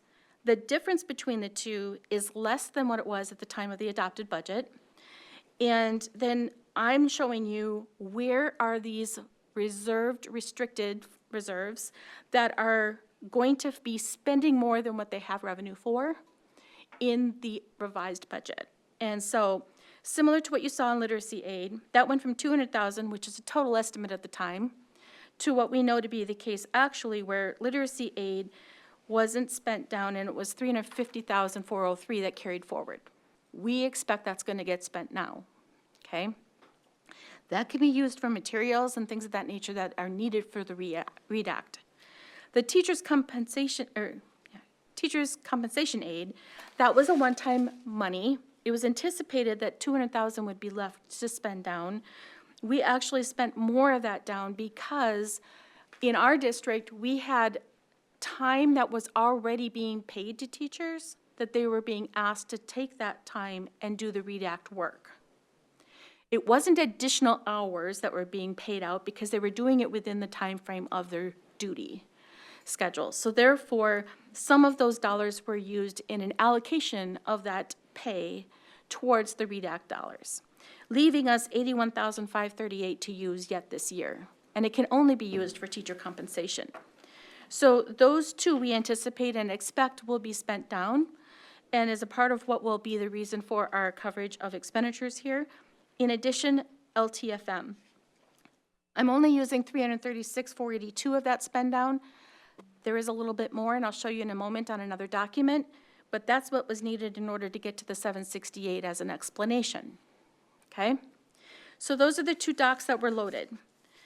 There were some inquiries over the course of looking and review of the documents that we had that I want to run through really quickly if possible now.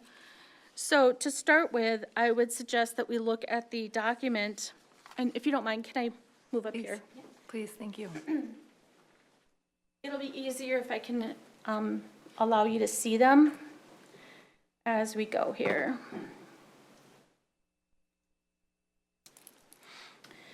So we're going to start with the one that is right here.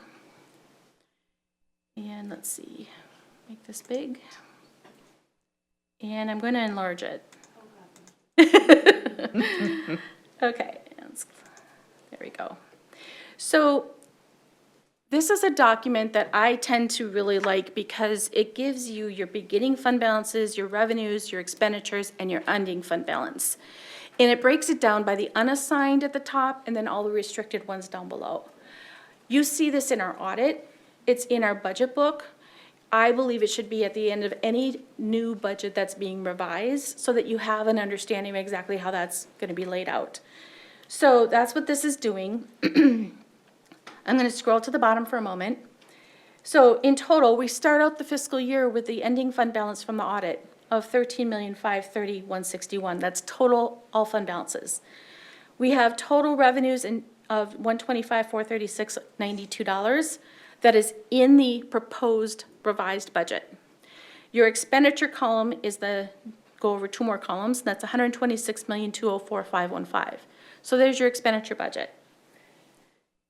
In the end, your total fund balances are projected to be around $12,761,738 at the end of, if everything that's in the budget was received and spent as we described, that's what we would expect that to look like. So in this scenario, and I'm giving you two scenarios tonight for your consideration. There was one question about, can any of our levy dollars be used a different way than what it's like listed at? If you have levy dollars that are like general in nature, you can use them for more specific restricted areas. You cannot do the reverse, right? If you have something that's restricted for only that purpose, it must be used for that purpose or held in a reserve. One of the items that we have in our levy is about $700,000. And this year, it was, for the revised budget, the amount is $704,288. And it is for the facilities and equipment capital bonds. What this is a state statute that allows for use of capital funds. You may use capital funds for payment of those bond principal and interest payments. That gets made out of the debt service, but there's a transfer that happens. So you have to reduce your revenue somewhere in the general fund. In this scenario, the assumption is, as has been in the past by my predecessor, that that negative revenue, that adjustment, would come out of the general levy, okay? So this scenario shows that, and it leaves your capital dollars at the $2 million mark. We have a lot of needs when it comes to capital needs. We have curriculum, we have technology, and we have operations, right? So having $2 million to spend is easily spent in our district, right?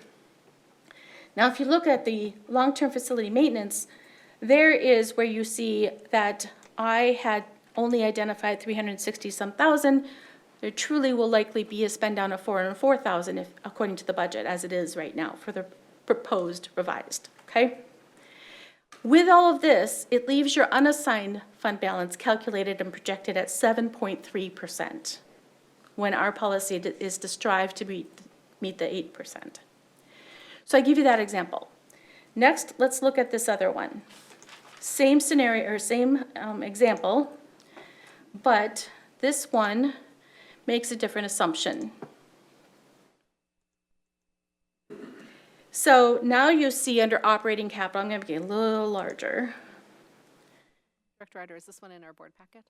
It's just been loaded. These ones that I'm showing now were loaded today because Yeah, no, I saw the one. I'm just looking for the other one. this one is called ops subtraction. Okay, thank you. Yeah. All right, so the general fund, same numbers as far as totals go, right? But if you look at the operating capital, that $2 million revenue is now dropped to 1.4 million, right? 1.358. And with that, that means that we would end up having a negative balance in our operating capital of 655,343, which you're allowed to do if you have a plan to make a positive, okay? The proceeds from the sale of this building can only be used for operating capital purposes. So they have to follow the same statute you do for operating capital. That's a possibility of how, if you chose to go this path, and instead of taking it out of the unassigned general levy, we take it out of the operating capital levy, which may be a choice of yours, then you would have this negative balance that either we would want to plan for in '27 to bring that positive, or we would look to possibly utilize, and one of the possibilities of doing that would be to utilize proceeds from the sale of this building. It also could be that you lower expenditures. As I mentioned, that will be challenging, simply because running $2 million on capital, operating capital needs between those three areas, it's just, we have a lot more needs there. So I'm just laying that out for you. If you do that, however, then the unassigned fund balance would likely be somewhere around 7.86%. So it gains a little bit there. So you have to ask yourself, which do you prefer to be the option that you might choose? And it's not to say that these are the only two options, but as I got to thinking about some of the concerns I was seeing in emails, it's like, well, maybe this would be something you might want to think about. Okay? So I lay that out there. Next, we have, there's two more documents. And, oops, I went to the wrong spot here, sorry. Okay, so next I'm going to show you, it was asked that I prepare oops, there it is. Adopted budget versus revised budget in the format of what you see our financial statements look like. And so that's here for you. And I don't really have much to say about that except the fact that this is assuming we're going with my first scenario, which keeps that subtraction for the debt transfer out of the general unassigned. But this is where that layout would be and how you can compare it. So that's there for you, for your benefit of review. The last document that I loaded is one that is the LTFM. There was a question regarding our LTFM projects and what changed about that this year. So what we wanted to do was provide for you, and I'm enlarging this so you can see it better, provide for you what those projects were. So we have a long list here. These top ones that are in white are what we used to call the old health and safety. And those are very typical ones, and they aren't necessarily projects of deferred maintenance, but rather they're available for the categories of health and safety, and you have a budget and you spend where you need to there, right? So one of the reasons why you see a jump in the amount of expenditures over and above the revenue for the LTFM is that we do have some fire marshal orders in the area of fire safety. And so those are being incurred in the 363 finance dimension. Otherwise, the list that you see below that starts at the top with the green, then it turns yellow and then green again. Over on the right-hand side, you will see the projects that are done and that are highlighted green at the top. Then you see the projects that we have put on hold. And then you see those that are in process and yet being completed, anticipated to be completed this year, but they could roll into the next year depending upon when they actually get completed, okay? And so with that in mind, the items that were put on hold, you'll see are largely some loading dock repair and other things that you can read for yourself. But why did we do that?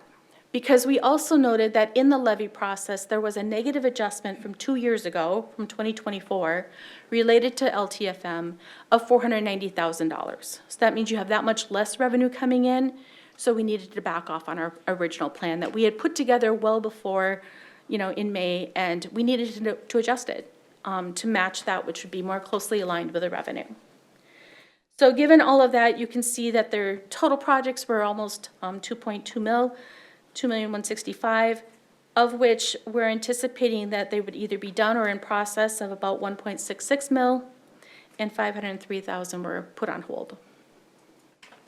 So I add that just for clarity, given some of the questions we had received.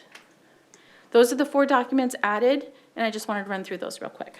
Thank you so much. Sure. Any discussion on, or any other questions on any of that? Yeah, I have a few questions. Maybe starting with LTFM, since you hit that last.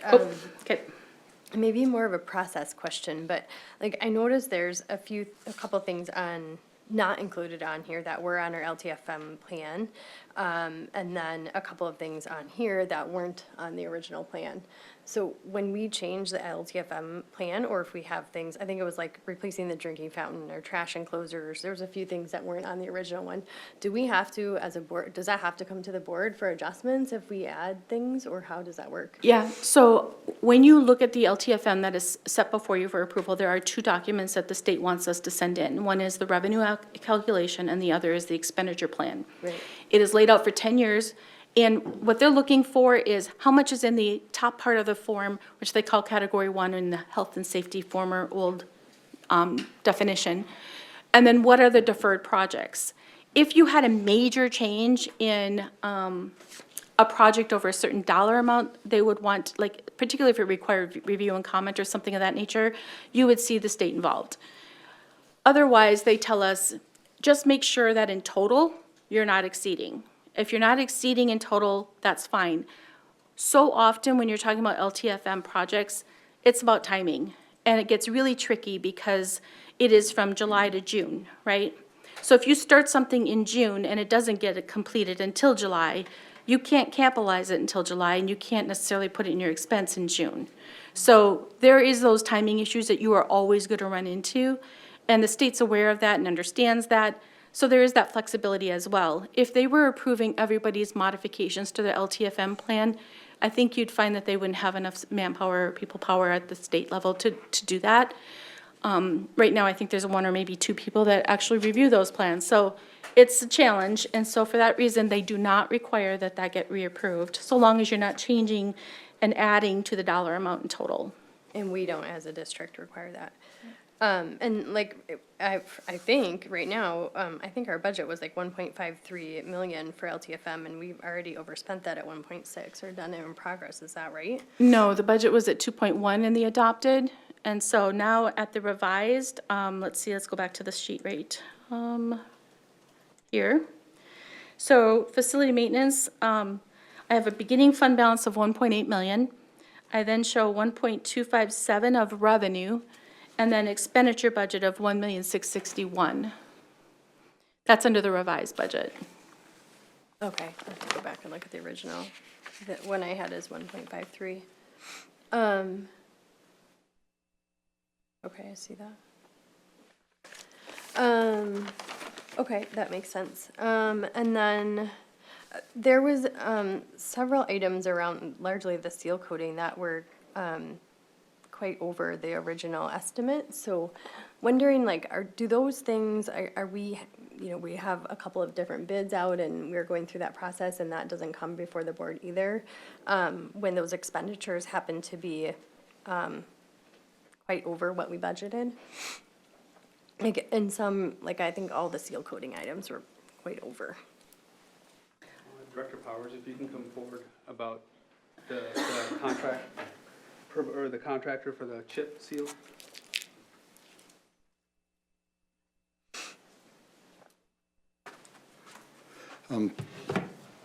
From memory, I can dig into it much more at a later date. There was only two that really came in differently than the projected amounts for the seal coating. And I would need to, like I said, I'd need to dig into it much more carefully. The only real deviation we had one of them that, the best way to say it, we ended up developing a sinkhole in one of the locations that we had to actually repair that before we could put a seal coat on top of it. Sure. Other than that, the numbers that were on this particular spreadsheet should have been what the actuals were, because these were based on the bid numbers themselves.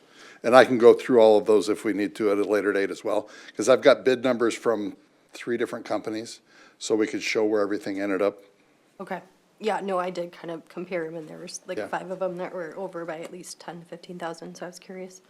Okay. And just to point out that this list that I provided is the list of budget. Right. There are some of his projects that are under budget, and so you Right. won't see the actuals come up to that amount. Director Mason, would you mind if I ask a LTFM question since you're still on that? Mine is really with the ones that are in progress. If those are not completed by June, do they still get charged this year or are they moved into next year? If completion's after July 1, it goes into the next year. Okay. So And that that's where would- you'll see it reserved until then we use it. Got it. So part of what you're looking at for that is that the budget amount has been reserved for those projects. Yep. So it's just gonna be an accounting at that point, you know, when we figure which part of the year it finishes. That's, when we're looking at LTFM projects, and this is an interesting thing about that, when we're looking, the next year, starting in July 1, for me, for LTFM is fiscal year 27. So the money that I have set aside for fiscal year 27, I can't start those projects before July 1. For any of the ones that were started last July 1, we've got, like you mentioned, until June 30th to finish those up, and if they don't, then they slide into the next year. But that money that was appropriated for them is still available for us to finish those projects up. All right, thank you. I also have a question Yeah, about do you want to LTFM, stay on if you don't LTFM? mind. Yeah. And then we can bounce back, I'm sorry. My question is when you sent the revised, well, it's not really a revised plan, but it was in our email today about what the revised plan will be for this year. The question I had was regarding the loading docks. And back in May of this year, July of this year, right? We approved the LTFM fund, or plan for this year. And the loading dock costs are significantly higher than what they were originally on the plan, in the tune of, like, at Hidden Oaks, we had projected it to be $165,000, and now it's $416,000. Can you give any insight onto, and it's consistent, theme after theme after theme for these loading dock repairs. Can you give any feedback onto why those numbers, how those numbers were projected back in July, and now 6 months later, it's significantly different? Those numbers were originally projected by my predecessors. When we were looking to actually get estimates for those things, we found out that we had, needed civil engineering drawings to be included with that. We couldn't do any of just regular replacements, demolition, or anything else. On top of that, the original estimates didn't include a couple of things that have been corrected, like one of them at Five Hawks, the shape of the dock is actually too small for what it is. And that space, it's a tough space anyway. I would love to show you some of the stuff that they've been dealing with, and those walls are decaying and everything. So when we're looking at redoing that dock, we had to actually change the shape. We're gonna have to do a little bit of excavation. So that's where it comes in with the civil engineering side. We have to make sure that we're moving any of the sprinkler lines or anything else.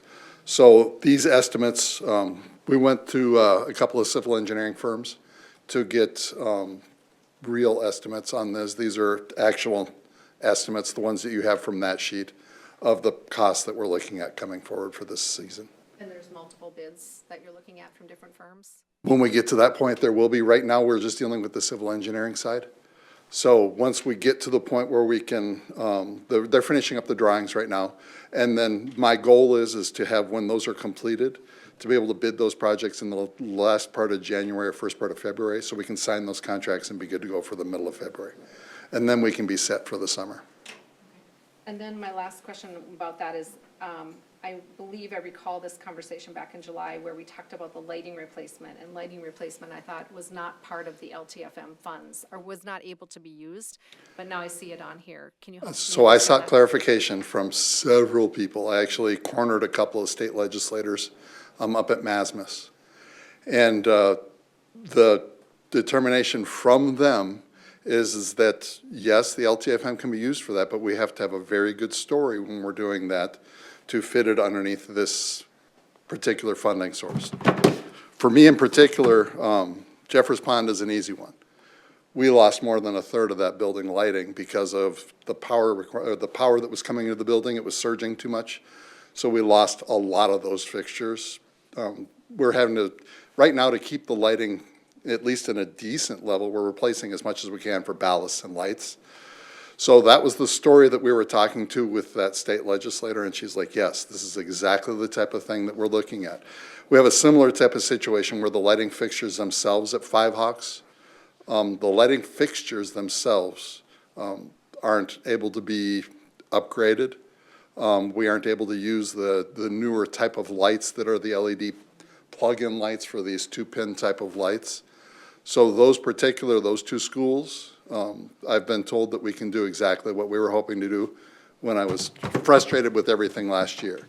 And then going forward, we'll make sure, I'm going to toss my computer on the floor. Going forward, we'll make sure that we have appropriate stories to go behind these things so that we can include these projects the way we need to. Because this is it's just so expensive, and I would be burning through our capital so fast that this is one of those items that I would go down to the state capitol and knock a few heads around, because the lighting for the entire district is going to be $1.5 million to $2 million. That's what we were trying to plan for last year when I was trying to put all this stuff through, and they were like, put the brakes on that. So after talking with these state legislators to make sure that we're doing it correctly, and then going forward, like I said, I'm going to go down and talk to them to make it so it's a little bit easier, so we aren't having to come up with these stories, that we can actually come to them with these proposals. Help me understand, is it a priority because you can't get, like, say, that bulb? That bulb will not be available after December 31st of this year. So you're saying you have to replace the entire fixture? So that's actually a very good question. So when you're looking at these things, there are certain types of upgrade kits that you can get for them, but many of the fixtures that we have in these schools, in order to upgrade them to those things, is actually going to cost us more than it would be to replace the whole fixture. But they've got a type of a bulb that's an LED replacement for these 2-pin light bulbs that you can put in there, exceptionally expensive. It's not, I can't talk about the expense versus other things for the replacement of these LEDs, but because we've got other reasons that these lights are obsolete, that they have problems already of their own, that we're allowed to use that LTFM money this way. That helps. I mean, I know it's all about priorities. So if lighting is a priority, we need to have the lights on. Lighting and right? heating, air conditioning, those are my biggest challenges right now. Yeah, I mean, I think for me, the loading dock thing was a huge eye opener to see something that big a difference. And I guess my question is, again, priorities, like, do we need to redesign our loading docks? I'd love to, not right now, but I'd love to better understand that, because like, it's just a huge increase. But a good example of that exact issue is at Five Hawks. Just 3-4 weeks ago, a delivery truck took out 2 of our vehicles that were parked in legitimate parking spot. And you would have been shocked to see when those vehicles, after they got hit. And this type of modification that I'm looking at for Five Hawks will help us eliminate future challenges like that. Yeah. Any other discussion? Just a clarifying point. So on the sheet that we just had up, like the loading dock was on there on hold, but then we received the one on email. So are the ones on email in the updated plan? Not all of them. So when you're looking at the things that were on hold on this, Right. the green and yellow one right now, not all of those projects ended up being rolled into this year. Honestly, between the loading docks, the boiler replacement at Glendale, all of those projects ended up being a substantial amount of money. If I had an extra couple $1 million this year, I would do the rest of the ones that were put on hold. But I honestly thought that the loading docks themselves, the boiler replacement, those things, the lighting projects were a higher priority than some of the other things that were on hold. So this replaces all the items on hold, essentially. Is that a fair statement? That's a fair statement. That's the plan. Yeah. Because I know, and then I noticed like 3 items I think were brought up from 2027. So like the boiler, I think was one that was, I Yeah. believe, in the 2027. Okay. And then I'm hoping to give you a complete revised tenure. I'm working on that right now. And with Director Ryder's help, we've been able to establish a much better revenue idea, so that when we're bringing these ideas forward, it's almost a complete change top to bottom. So when I'm bringing that change to you, I'm bringing it to you in January so that when we go to our summer months again and go through our regular approval process, that you all will have a completely different viewpoint of everything that we're going through. And it won't be a surprise at that point. You know, I'll have it all detailed out in January. And I look forward to walking through that conversation. Very good. Thank you. Any other discussion or questions? Thank you. Not about LTFM. but I Yeah, have other on questions. budget, not on LTFM. On the final budget? Okay. I think part of it is we got the documents so late. I mean, thank you for sending them. It was 3 o'clock in the afternoon or whatever it was, so I have quite a few questions actually. And I'm wondering, are we going to be bringing, since we're not voting on this till January, is this going to be part of our finance committee conversation tomorrow? Yes, yes. It will be, you know, I spent most of the day working up some of these documents so that there would be an answer to your questions, knowing that you aren't taking action tonight, but rather you've got till January. So certainly if there's something that's, because I'm trying to find the right documents you'd like to see on a regular basis, right? So you can expect to see from me at various times the fund balance summary. If you don't like this, I'd like to know that to be the case, but from a board perspective, if this is hitting the mark, then you can anticipate that being one of them. And in addition, this other one, which we're trying to formalize and keep all of our reporting on a monthly basis to match it, and then likewise, your audit's gonna look like that. So trying to do that as well when we have these changes in budget, I think is an important thing to do as well. And that was a request, and I had not yet had that prepared, so it's there now. Yeah, thank you. Yeah, I appreciate it too. I mean, I have several questions. I can certainly save them for tomorrow or if we want to go through any of them. But, I mean, I think just generally, I was trying to understand the shifts in the restricted fund balance and, like what we took out of staff development, for example. There was 238 planned, 238K, and now we're not using any. Is there a reason? Well, Something that we're we don't not- have any to begin with, is the So what- issue. I guess So my question, it was what- spent down during the audit process, and how did those expenditures come up? Well, you can choose to spend unassigned dollars towards the staff development days, or you can allocate the salaries for those staff development days towards staff development. Our practice is to begin the staff development use with the needs of what it takes to get the staff development days accomplished. And then, should we need to, we utilize then that chargeback, I call it, of the salary equivalent for the days that are staff development days. So that's what we did. As you spend down restricted, your unassigned goes up. So remember, that was our challenge at the time of the audit. Yep, okay. I think, generally too, just, I think, I don't know, as far as policy goes, we really should be looking at corrective action to be replenishing the unassigned fund balance to be in line with policy before we can approve this, I would think. But I guess that's where I'm challenged with, what are we doing to reduce the expenses so that we can ensure that we're in line with fund balance policy? And I don't see that reflected here, but in either of these scenarios. There's oftentimes your revised budget looks worse than the adopted, simply because enrollment numbers may not come in as they are expected, or revenues are changing, or expenditures have increased, or you're addressing something from the audit previous. So it's not uncommon. I understand where you're coming from. There is slight improvement in the revised budget compared to the adopted budget overall. And, we took a hit with the audited unassigned fund balance percentage going as low as it did, and it's just now trying to recover that, right? Yep. Okay.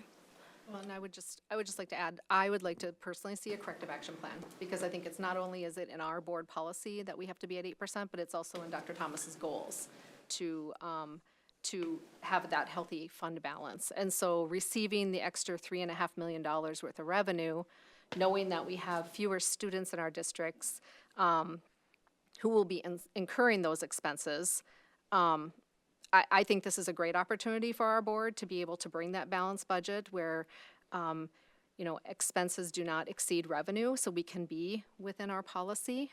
And, I mean, that's personally what I would like to see. I was glad we weren't voting on this tonight, because to me, this is not something that I can accept. The other thing that I'm curious about is, we got an extra $3+ million in special ed funding, right? And I understand that's back paid and all that, but I don't see a huge increase in special ed services as far as budgeted this year. Can you help elaborate on that? As we developed the adopted budget for fiscal '26, it was known the number of FTEs we would need for special education. And so the assumptions around the salaries and the benefits related to those positions, I think, were adjusted compared to what we had seen at the time of the audit, right? And so when you look at your revised budget compared to adopted, you're not going to see a lot of changes in the salary and benefits related to special ed specifically, except that there is some positions left in the contingency in the event there are additional positions that are necessary, at which point then that line item budget would move down into the special education. You would see an increase at that point in time for the audit, right? But it's in contingency right now. Secondly, the increase that you see on the revised budget compared to adopted in transportation largely was a result of special education routes. And so, we increased that, I believe it was 1.8 million. So it's significant. And when you look at the 3.4 million I've added in for special education aid, some of that is to cover those salaries and benefits that we had already adjusted in the adopted budget. And this is where you're dealing with the cross-subsidy, right? We have more special education expenditures than we have revenue coming in specifically for special education. And so that's our challenge. It's every school district's challenge in Minnesota. But we did get the 3 million extra, well, it's not really extra funding because it's back pay, basically. Right. But that will help us, I'm assuming, this year. Yes, it will help. And so that over expenditure, you saw declining your unassigned fund balance last year. Now you're seeing the revenue come in. Try not to show all that expenditure offset, but at the same time, it's like, we knew the budget was woefully under recorded on the budget for transportation, so that had to come up. We think our salaries and benefits related to special education are more to the mark, and so we're hoping that that's going to be what we see happen for the rest of the year too, but we'll review that again as we get more into some of this detail line item. I just think it would be nice, given the extra funding, if we could bring a balanced budget to our community. And I know I've heard them, people say that, well, this is balanced because we're taking it out of fund balance, but we're still taking out of there's two really important factors. We're still taking it out of our savings account. And the second part is we're below our fund balance policy. And that's super concerning to me, because I feel like this is the one opportunity I feel like we have to be able to, and I thought via policy, we had to bring forth a corrective action plan for the board to review this, to get it up to the fund balance policy. Yeah, part of, don't have the policy pulled up, but in that policy, it talks about putting together a plan to address it if it drops below, that we strive, something in that line of language. Yeah, I have it right here. I mean, I can read it too if you want me to read it, but I know you know it. So I think the question is, when are we going to see the plan? Well, I think you could say that there are assumptions built in here, and you've heard me talk about assumptions, right? So those assumptions, $3.4 million was assumed to be added in for special education revenue. I could increase that assumption. I hesitated to do so because I don't have final numbers from the state. I have their numbers run off from the numbers as of, I think it was November 3rd. And at that point in time, there's a lot of school districts in the state that haven't yet reported their final audit. So until they get to like January, where everyone's got their stuff in, it's had to be approved, they will rerun that calculation for state aid special education revenue. There's room there, because I was conservative, but if I increase it too much, then you might find that I'm shortchanged when it comes to the final calculation. So I'm trying not to go too aggressive there, and to instead show a budget that I can improve upon if that comes through like I hope it does. But if it doesn't, then I'm not necessarily proposing a budget that I can't deliver.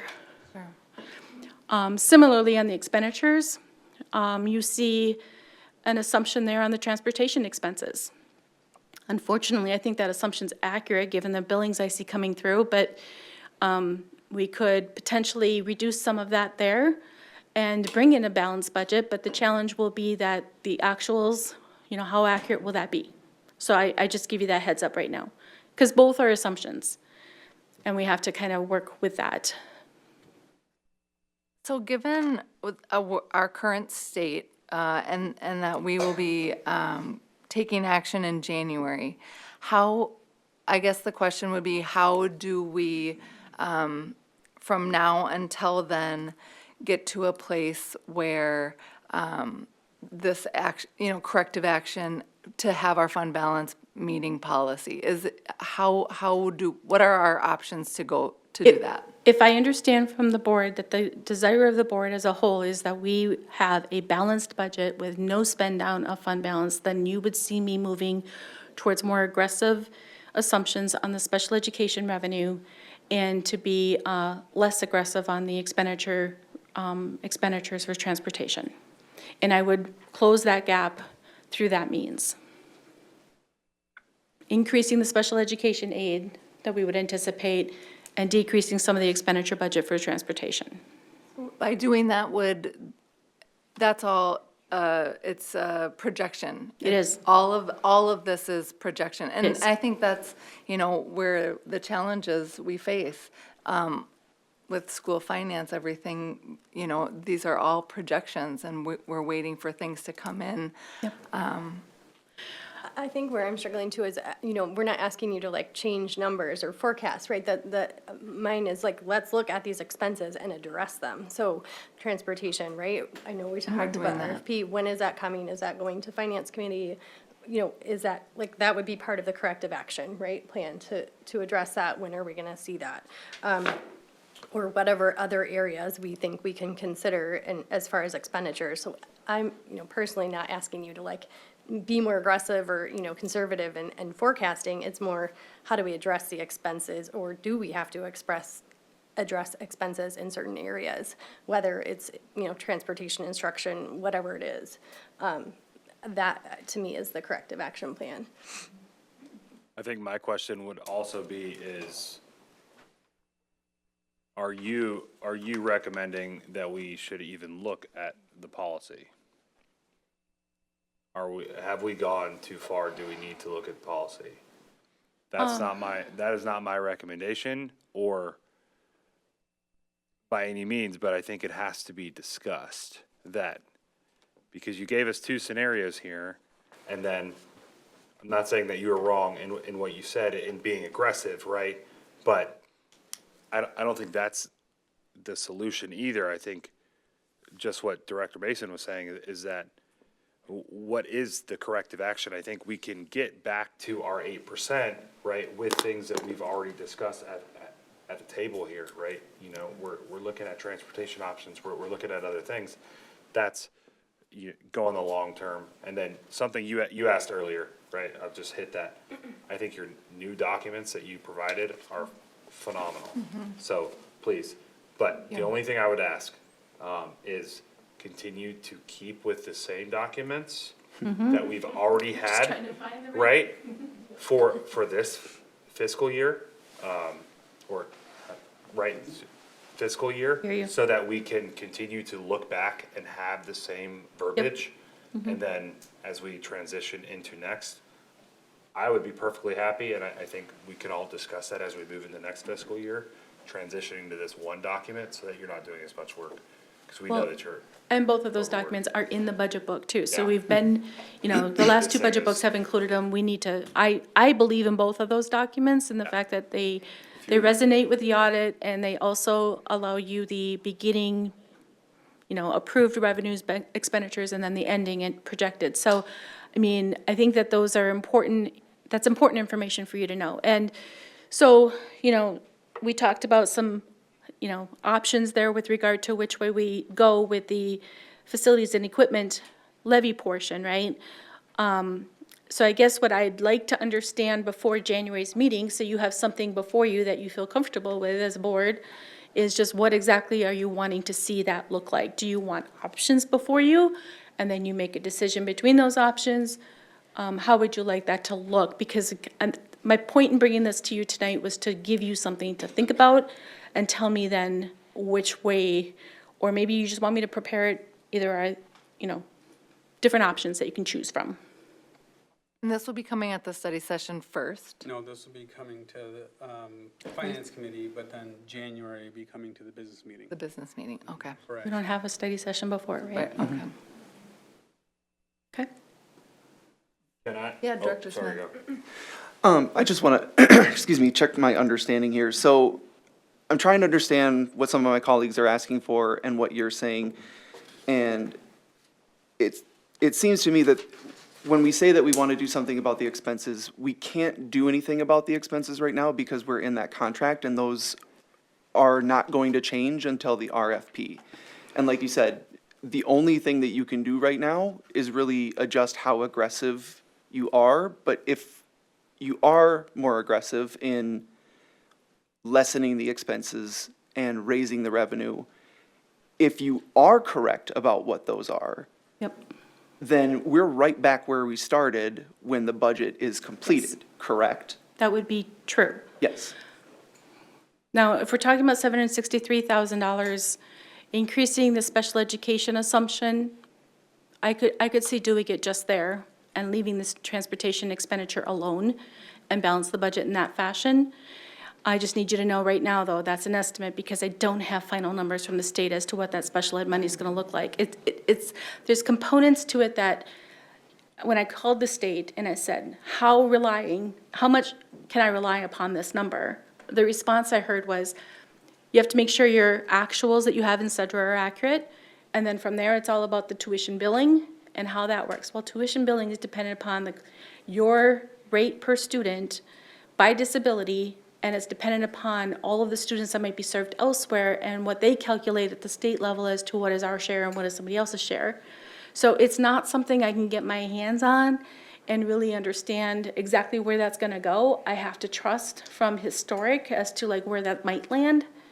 And based on where that might land, I think there's room for me to do the 763 in increase in revenue and still be okay. But it's an assumption change. Director France?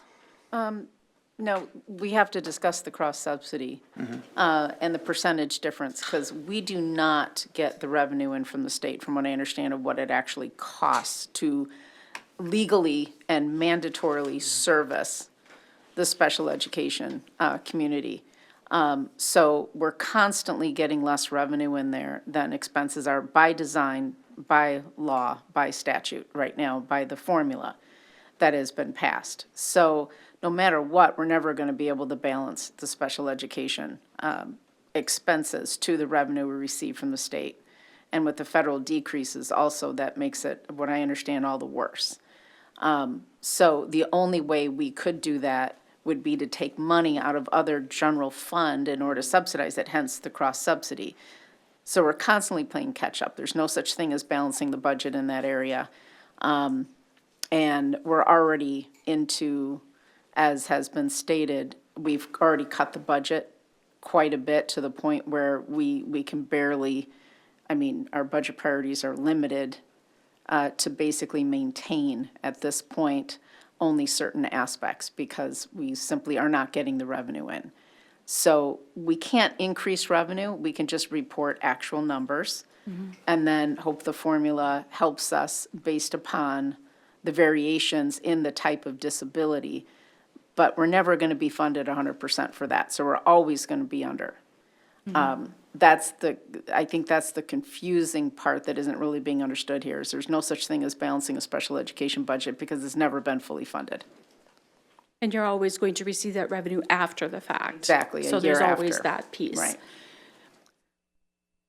So I hear you asking, Director Ryder, what the board is asking for you to present, and I think, I guess that's what we, as a team, need to give her. For me, for a corrective action plan, I would, we can't, I understand we receive more revenue, 3.4 million additional revenue across subsidy, but that is being it's basically being applied towards transportation and instructional support services and other areas, really not, a lot of it is special ed. A corrective action plan, in my opinion, is cutting expenses. I realize that that is a very difficult discussion and that we don't want to have it, but that's the reality, right? So what does that look like? Do we have, I mean, we can reduce expenses. It involves cutting, whether it's staff or services or transportation, or I don't know what that looks like. That's my ask, right? To understand what that looks like to come forward with a balanced budget. So the question, if I'm hearing you correctly, is if we were to do that corrective action, cutting expenses, what could that look like before January? Is that, I Right, mean, what could we plan to cut through the end of the year? Is that- essentially? That's one of the scenarios you would like to. For me, is that would be helpful. Is that even a possibility? I would like to understand, is that a possibility? Or what do you just spend less on? Yeah, well, Right. it's gonna be a spend less, because, I mean, Because- we have staff on contracts who are Right. contracted for the year, and, so unlike, for-profit business is a little bit different. But yeah, it's a matter of where would we spend less or make other percentage reductions across Right. other non-staffing budget line items. That's really the only areas that Like, we are can. there things we haven't purchased yet? Maybe it's the pilot curriculum. Do we hold off? Or, I don't know, I'm just, whatever that looks like, I'd be curious. I think the question I have, and I don't know if any, Dr. Thomas or Director Ryder, if you could answer it, is in mid-year, is it, we do have contracts that we, and most of our expenses are our staff members, our contracts. So help us understand, is this even a possibility? Well, anything's possible. I'm not trying to be facetious. I mean, anything is possible. It's a matter of just what ancillary supports and then tempered outcomes are we going to expect when we reduce areas? That's what's going to happen.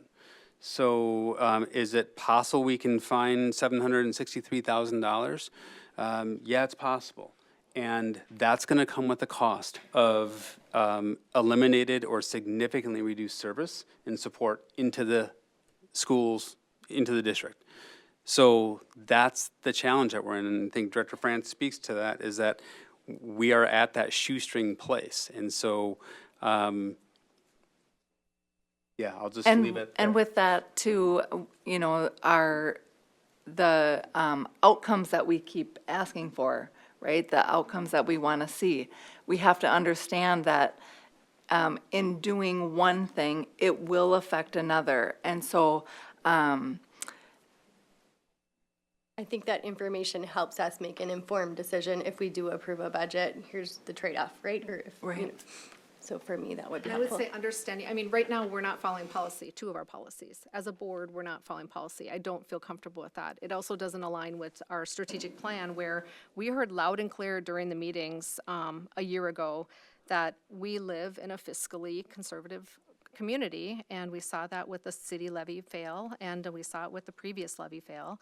And our community expects us to optimize our resources per our strategic plan. And so I just have a really hard time. I would love to know, what does that look like? If we were to find $763,000, what does it mean? I understand your concern, and I understand your concern, Chair Bullion, of that every dollar has an impact. But what does that look like? To me, it's about priorities. And can we find $700 and whatever it is, $1,000? What is it? And so that we, as a board, can have that discussion. And then we would be operating, I would feel very differently if we had a positive fund balance like we have had in the past, but we're in a very different space with being under our fund balance policy. And that's why I think it's important to do that. And before we approve this revised budget. Especially because the additional funding we received. And I would say we have fewer students. So those special ed students that you talk about, Director France, we may not have those students that we received the funding for. We may not have as many of those students in our district. I'm not saying that's true, but I'm just saying there's a lot, that's where we need your help to bring that information forward. Keep in mind that increasing revenue or decreasing expense or some combination to show a bottom line zero balance of revenues equal to expenditures will effectively bring the 7.3% that I currently have identified in the proposed revised budget up to about that 7.8%. You're still going to be below the 8%. Otherwise, you have to go deeper, or you have to be open to the concept of potentially using that subtraction of the facilities and equipment bond levy coming from operating capital and being a negative balance until we get to next year where it's restored with the proceeds from the sale of this building. Can I ask a quick question on that, actually, too? Yep. If, let's say, worst case scenario, we didn't sell the building this year and we had a negative balance, like how long can that be negative? Could that carry into the following year? We would need to take action in the next year. I don't know if it allows for 2 years or if it's just the 1 year. I'd have to check on statute on that one. Okay, I'm curious. Is that the statutory operating debt that we would be going into? It's not statutory operating debt, it's a negative balance for operating capital. It just allows long you can some stay there. opportunity to restore it Right. with it being negative. Not many of our fund balances that are restricted allow for that. That's one that does.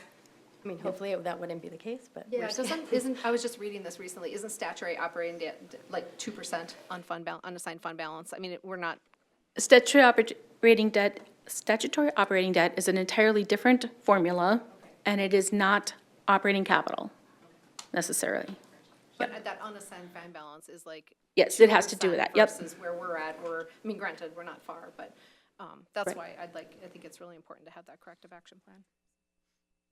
I think, like, I know everyone's given is there a way that we can try and combine maybe a little bit of everything?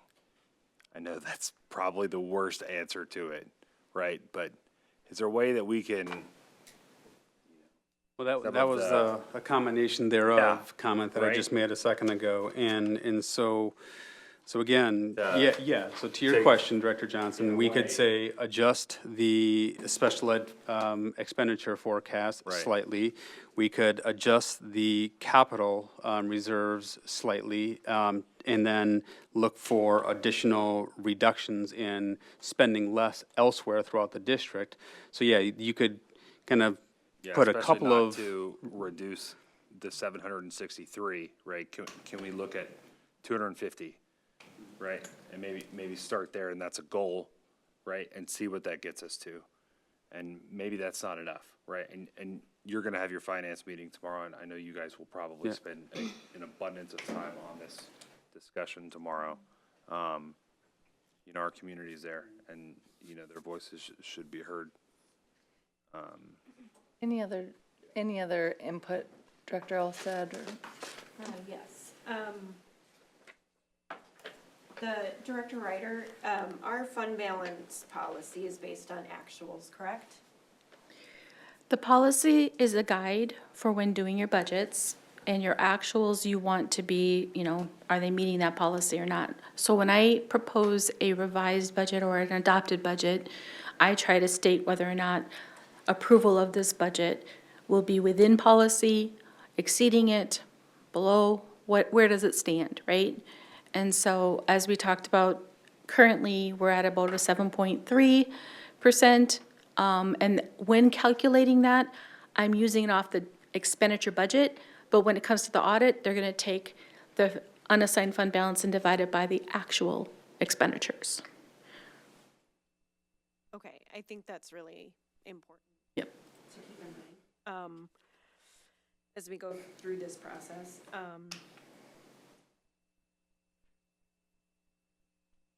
I look at, what we looked at last time when we were kind of discussing, something like this, that staff is seeing a lot of different standards coming down. And, we have rigor, as one of our priorities in our strategic plan. And then, we're looking at other districts that have, the MTSS staff and the interventionists, and we don't have that. So it's, we cut into muscle before, we cut into bone before. It's just, oh gosh, it's so unfortunate, you know, to see, well, I just don't think the answer is just to cut for the sake of cutting. And I know that our job is to look at this stuff. I get that. I just have a real problem with that. And you know, say we're not abiding by policy, and I get it, but to say, like, you know, are we doing something unlawful or something like that? I mean, I don't think that's correct. Not with a clean audit, not with, you know, the awards that we've gotten. I think if we were not abiding by policy, we'd know it. So I don't think the answer is just to cut for the sake of cutting. Well, I think, if I may, we have spent a lot of time on that. I appreciate all that the team has given today and all your work with bringing the information forward, Director Ryder. I think there's been a sentiment to, before we make a decision in January, to bring us options to look at. And what that exactly looks like, I don't know. But I think that for the sake of time and the sake of tonight's meeting, unless there's anything that someone is burning to say, we'll move to the next agenda item. All right, thank you so much. Our next agenda item is our 26-27 budget priorities, and I will entertain a motion to accept those as in our board packet. So made. By Director Atkinson. Second. By Director Mason. Discussion?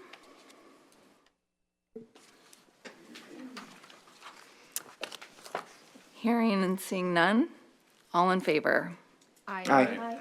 Opposed? That carries 7-0. Next up on the agenda is our open enrollment. Prior Lake Savage Area Schools welcomes non-resident students through Minnesota's open enrollment program. We welcome their contribution to our community of learners. For school year 26-27, we have capacity and are accepting applications for open enrollment up until January 30th of 2026. Prior Lake Savage Area Schools may admit your child after this deadline if there is capacity. Board approval of accepting open enrollment applications for 26-27 is requested. I will entertain a motion to approve open enrollment for the 26 and 27 school year. By Director Olstad. Second. And a second by Director France. Director Ryder, do you have anything to share? Okay. Is there any discussion or questions? My only question is as we, well, first of all, can we get an update on what our open enrollment numbers look like currently for this year, as far as numbers? We are in the process of working with our current open enrollment to identify their school they would be assigned to for the next year. So that's where that's at. Open enrollment for new enrollees will open up, I think, it's mid-December, but it's not yet. So we're trying to, I think it's December 11th. And so we want to deal with the existing open enrollments and make sure that there's, for K-5, their identified location, and then as we receive new applications, then we would identify from there exactly where the openings are that we can best fill their needs. That was like actually my second part question, but so thank you for answering that. My first question, though, let me clarify. How many students do we currently open enroll given our October 1st numbers?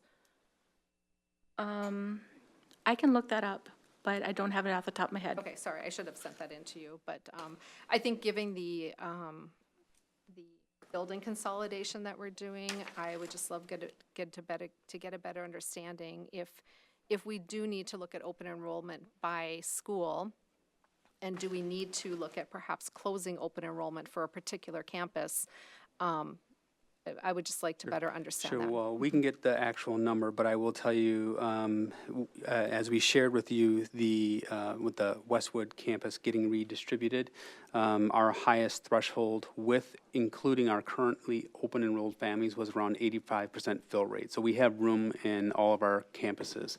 Now, there will be certain grade levels, so we just met with our elementary team last week, and there will be certain grade levels that are higher or lower than others. And so as we typically do, we will sometimes close a grade level because we're at our discussion cap and things of that nature. But generally speaking, we're sitting at about, no higher in one of our campuses at an 85% fill rate and lower in every place else currently.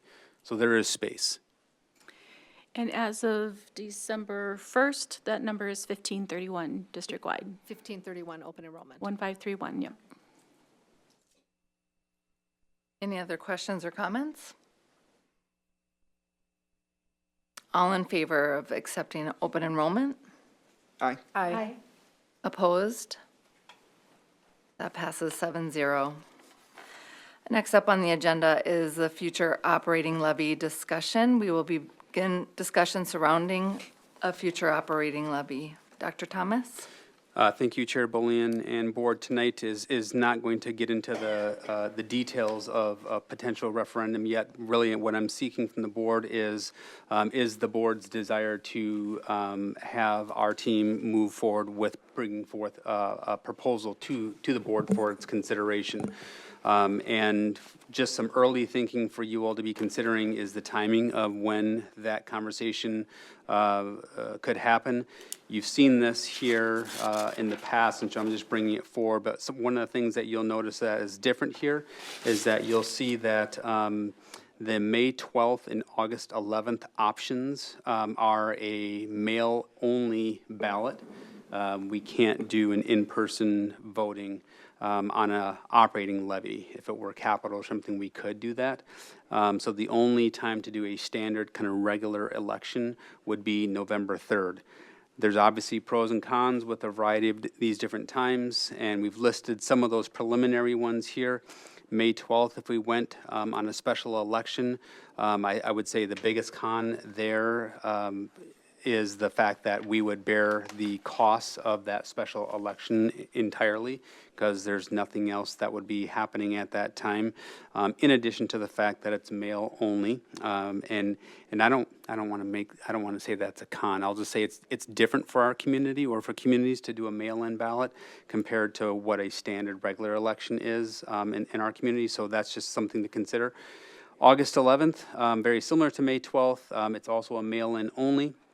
The difference there is that that's going to happen during a primary election, and so some of those costs would be shared compared to bearing that all on our own, and so that would be an advantage for the August date. And then obviously November 3rd is going to be our general election. And the great thing about that is that there will be lots on the ballot, so that cost would be shared significantly across other stakeholders.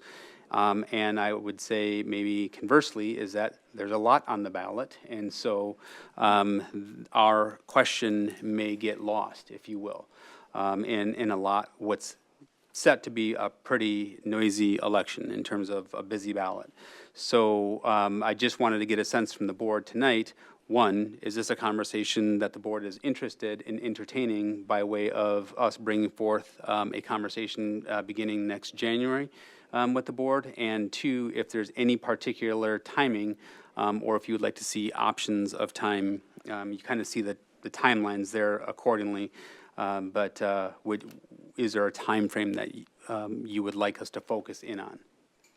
So that's what I would be seeking tonight. Primarily, yes, Michael, go forth and build out a referendum plan for us to consider, or no. That's what I would like to have action on, and then we can incorporate the various timings, as well. And in order for us to gain the consensus from the board, I don't know if there's, if we go around the table, if there's any comments or questions that you have in it. But then I think if we just go around the table saying thumbs up or thumbs down, or This would be yay a or vo- nay? This would be a vote Oh. to bring it forward in a formal presentation for January. Okay, so we're taking a vote to bring forward. I'm asking for board Okay. action tonight to direct me to work with our team to bring that forward. Okay, or very no. good. So I entertain a motion for it? Okay, I will entertain a motion to bring forward the future operating levy. So made. Thank you. Can And I the ask a clarifying question?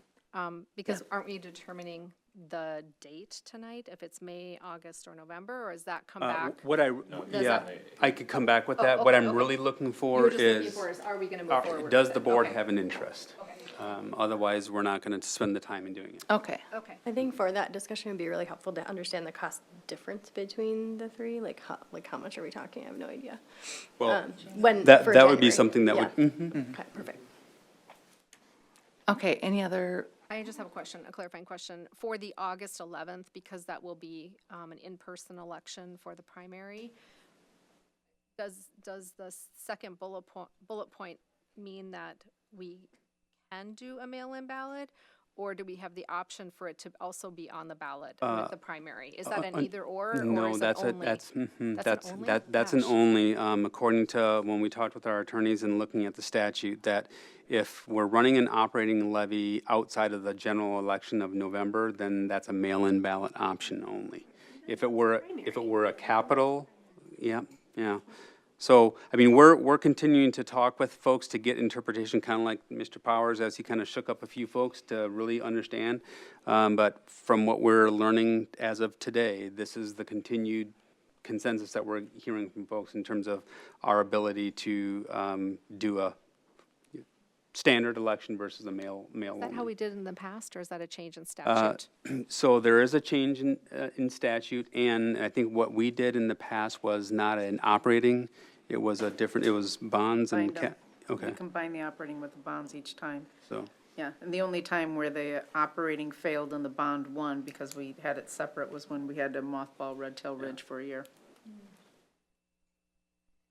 any other questions or discussion? Should we do roll call vote for this? it doesn't, no, I think. No, okay. Right away. All in favor? Aye. Opposed? That passes 7-0. Next up is the school calendar. A draft calendar was presented to the board at the November 24th study session. The calendar committee has met and reviewed the board suggestions. A new draft calendar will be presented and board action is requested tonight. So I will entertain a motion to accept the presented school calendar, the 26-27 school calendar. So made. So made by Director Mason. Second by Director Olstad. Director Cothern. Good evening, Chair Bullion and Superintendent Thomas and other directors. Yes, you have the calendar in there, and after the last meeting, there was some discussion around a few dates. And as the calendar committee met, we had a very short timeline to have some discussions, but we did have some discussions, and so I'll kind of go over some of those with you now. One of the dates was January 4th, and so we have now switched that to a student contact day, and basically then moved that day to the Wednesday before MEA to October 14th. When we decided to do that, one of the things in the initial calendar was conferencing time during the day for our middle schools. And when we moved that was one of the discussions that we had to have. And even though it still is a priority that we would like to see that K through 8, that will be reflected more on the middle school when you start to see our 27-28 proposals. So we shifted back the middle schools to traditionally like where they are right now with the 4 evening conferences throughout the year, 2 in the fall and 2 in the spring. The other date was around November 3rd, and that one had a lot more conversation around it to where the committee really wanted to keep that as a non-student contact day. So we focused our conversations around trying to look at that date, and some of the conversations we had were operationally with KidsCo, shares that space, or I shouldn't say shares the space, but occupies the same general area as the election does, the KidsCo group does.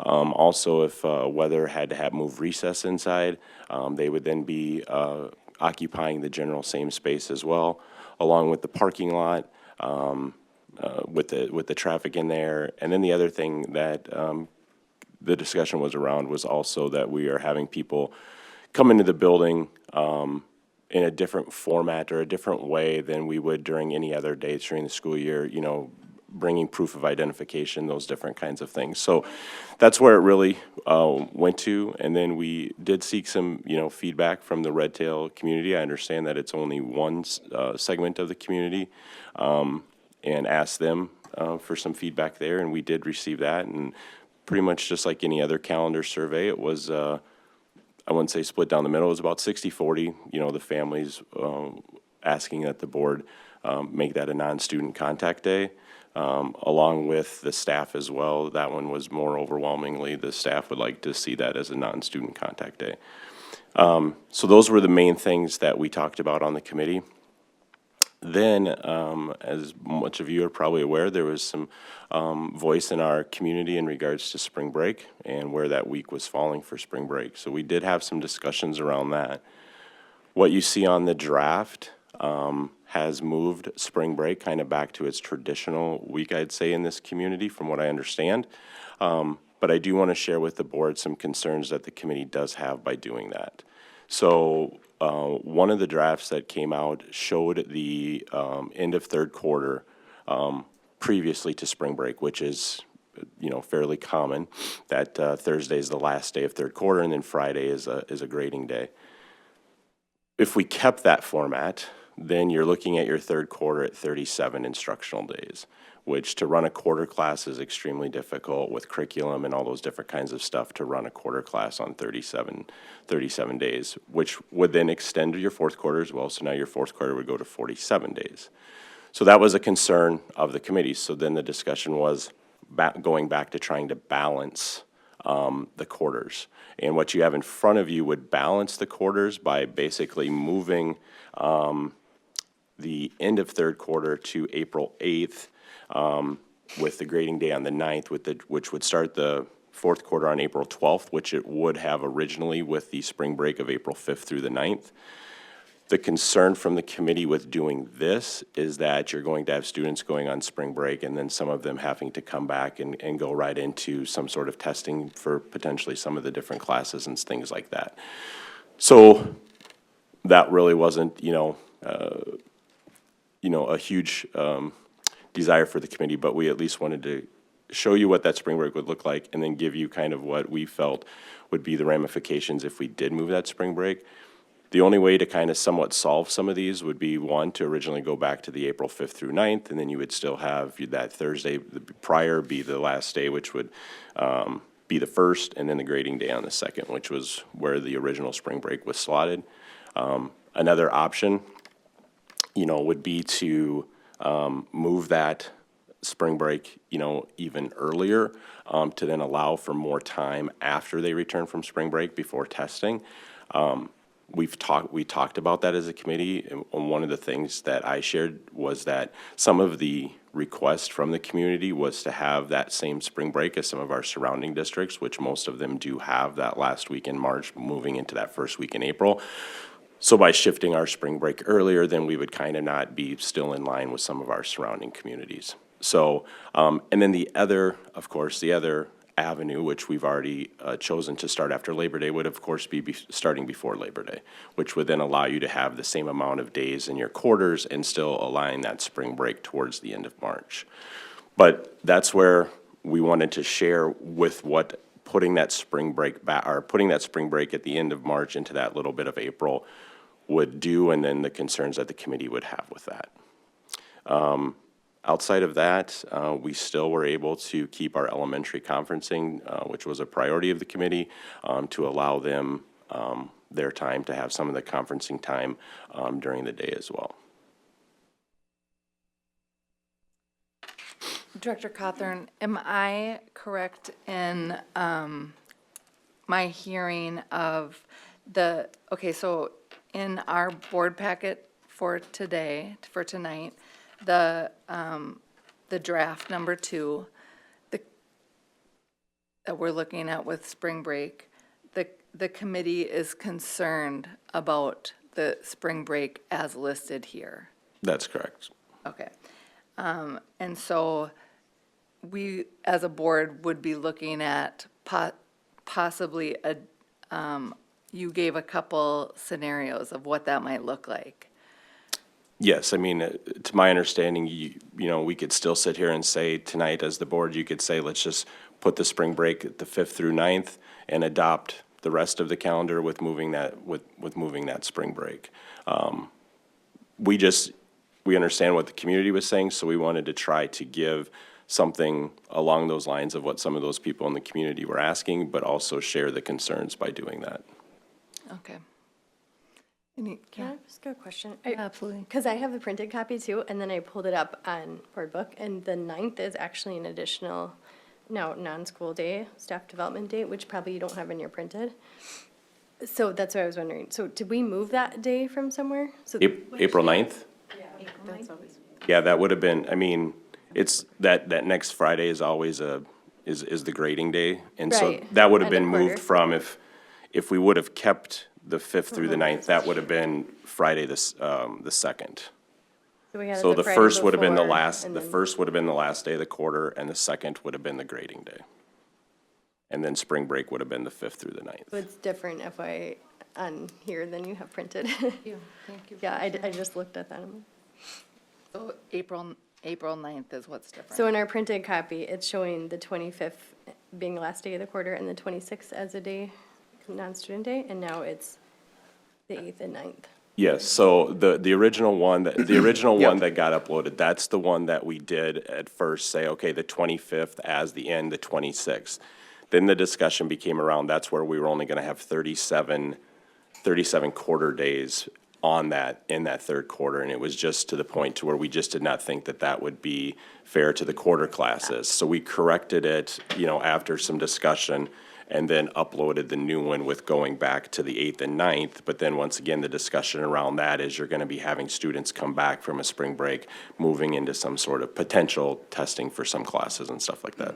And they don't have, families don't have that Friday off before spring break. Correct. To make it an extra, Correct. like, day essentially. And in order, yeah, the only way to get that Broken is up. by tagging it as the end of the quarter, where you'd be shortening your days down to 37.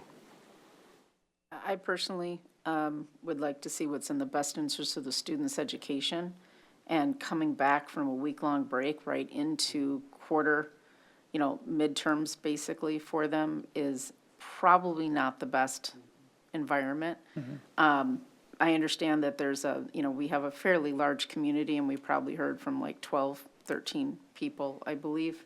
You had to respond to them, so I think it was about that many. About that.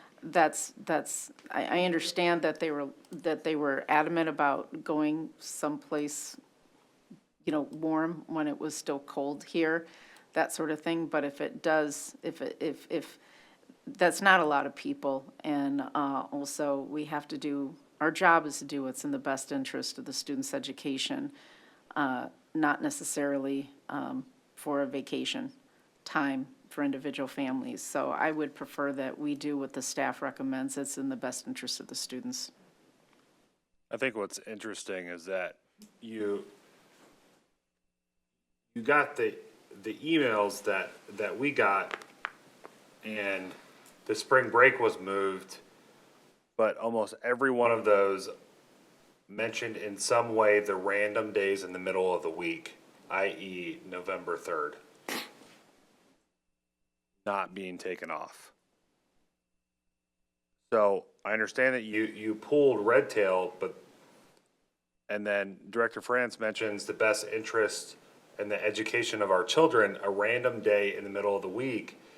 If we're going to talk about the best interest education of our children, we're talking about a very small community of our children. If we have to look at it from the whole, we have to look at it from the whole. And that doesn't make sense to me for one day in the middle of the week. And Dr. Thomas said the last time, the concerns that the committee is bringing up are all addressed with the staff being there and everyone else being there, and there's not been a concern safety-wise that he's heard about, and please correct me if I'm wrong, because everyone is there on election day. Yeah, that is true. I think the piece that the committee discussed is that we have, the one difference that day that I think kind of warrants the concern is we have lots of members from our community coming in without being screened like we typically have. So they're coming into a contained area, but we have no idea of who's coming into the building. And I think that's the concern that was expressed. But yes, since I've been here, thankfully we have not had an issue. But And how long have we held elections in that building? Well, Martha, you might know. You've been When here did probably it the open, longest of all of us. 2018? Before that, it actually was Glendale, and then they built McCall Pond, so that precinct. And then. I mean, that's maybe the answer is rather than, and I agree with you 100%, Director France, but I also do agree with you. Like, if we're concerned, and I agree, like, going on spring break and then coming back and expecting kids to test just is like a massive disaster in my head. But it also relates to November 3rd. You're creating that disruption to the learning environment as well. And if you look at where November 3rd lies, that's the end of the quarter again. So I think ultimately we have to do what's best for students. We've always had this strange, random late spring break. Is it time to maybe look at bringing it up into like March? I don't know what the answer is. Spring break's tricky. There's sports. There's a lot of things. I get that. I'll be honest with you. I wasn't here when you guys all voted on the calendar, but I would have been an advocate for starting before Labor Day. And I don't know if that is the option to go back and look at that. But it seems like the starting after Labor Day has created like a compile of different issues, particularly pertaining to the spring break. So that's my feedback. I don't support this calendar as is. I will have I just can't vote for it. I think it's just got a lot of concerns that ultimately impact our students' learning. And I would say with the spring break and just the comments that we've gotten, and especially because a lot of those are, individuals who live in our district who are also teachers in neighboring districts who want to try and match up, right? We're trying to take into consideration all those, and it's not a whole lot of people, but matching our neighbor districts, right, is an important thing because more things are planned, right, like that with families. We should maybe take a second look at going a week before Labor Day. I think that would probably be the best thing for us to do. I know you had mentioned, Director Cawthorn, just some of the challenges of the calendar coming later than normal and with the senior cabinet, all of the things that, how we've gotten to where we are today. I guess the question then is how do we best move forward? If we're looking at, if we're not liking the draft that is brought to us in this board packet, with the concerns, how do we move forward? And I would appreciate the help. I have a question. Director Cawthorn, can you repeat the displacement issues with November 3rd? Because I heard it, and I think we went right back to ignoring not just the safety issues, but also the issue with Kids Co. and a few other things that were going on in the school, the operational concerns about the displacement at Red Tail Ridge that day, and the fact that I believe we still need not just the end of quarter, but the conference day for the staff development anyways that day. So I'm not quite sure. I mean, that's what I heard. So could you just repeat that so I'm Sure. clear? Director France, I go ahead and please answer. I think the question I'd like to hear is why couldn't it be a I Friday? asked a question, Friday please. or a I would Monday appreciate versus a an answer Tuesday? without being interrupted. Thank you. Yes, it was shared that Kids Co. occupies the same general area as where the elections are, I believe. And you'll have to forgive me, I don't know the school very well, but the cafeteria, I believe, is across the hall from the gym where the voting takes place. And so Kid Co. Occupies that area. And then if there was, a reason to have recess indoors that day, they would then have to occupy the cafeteria. You're having lunch in the cafeteria as well. So then also the operational part of the parking lot with the additional traffic in the parking lot, as well as like Dr. Thomas said, the concern of having people enter the building that is different than we do it all the other days of the year without validating credentials and those different kinds of things. In regards to, this would be a full PD day across the board for all staff, where it would vary as elementary would be using this also as some sort of time to then be they get time to prepare for the conferences the following week. So then that was built into this day for them as well. And so we would need, in general, when we stopped the half-days and went to the full days, we would have to have one day there no matter what. And the question is, I have two questions. How is this handled? And that's why, and I believe Red Hill Ridge was used in the last major election also, so I'm not quite sure how it was handled then. It's been used since I've been here. Yeah. And What I it can didn't- speak yeah. to, with the 4 years that I've been here, it's been a polling site. And my very first year here, I heard some of the concerns about the usage and running simultaneously, having school run simultaneously. And so we've made a commitment as a senior leadership team to have coverage at that proximal door where the election community folks who come in for the election, while there could be another that could be roaming the halls as well. So that's how we've managed that since I've been there, and in terms of an offer to offset some of the concerns that were brought forward that I learned of my first year. Well, I remember it got changed right when you came Yeah, on board. very first year, So that's we how we really changed only that. had one Right. major election. So that's why I was concerned about, this is also coming from the concerns that happened in our first experience using Red Tail Ridge as a polling location. That's why I'm just trying to understand that. Yeah, so the day would have to get shifted someplace else. I mean, we would have to then reallocate that day probably somewhere, before that 12th date where the elementary would be doing some conferencing on the 12th and 13th. So basically, the committee's trying to kill two birds with one stone there. Somewhat, yes. Yeah, okay. Yep. Well, and I don't see, when we talked about at our study session, trying to remove some of the middle of the week, this is one of them. And given the committee's feedback of having this be a PD day, I guess where I'm standing, I don't have a problem with that stating, coming from what the committee feedback was. I didn't recall an overwhelming complaint regarding the November 3rd date from emails that came in. So I don't think that that's the thing that we're questioning. I would argue that, but. Well, we have to figure out how to move forward in approving whether we need to make any kind of adjustment to what's brought forward and what that might look like. Director Smith? I just want to ask a question. Is it feasible at all to go back and have it start before Labor Day, or have we passed the Rubicon on that? It's a great question.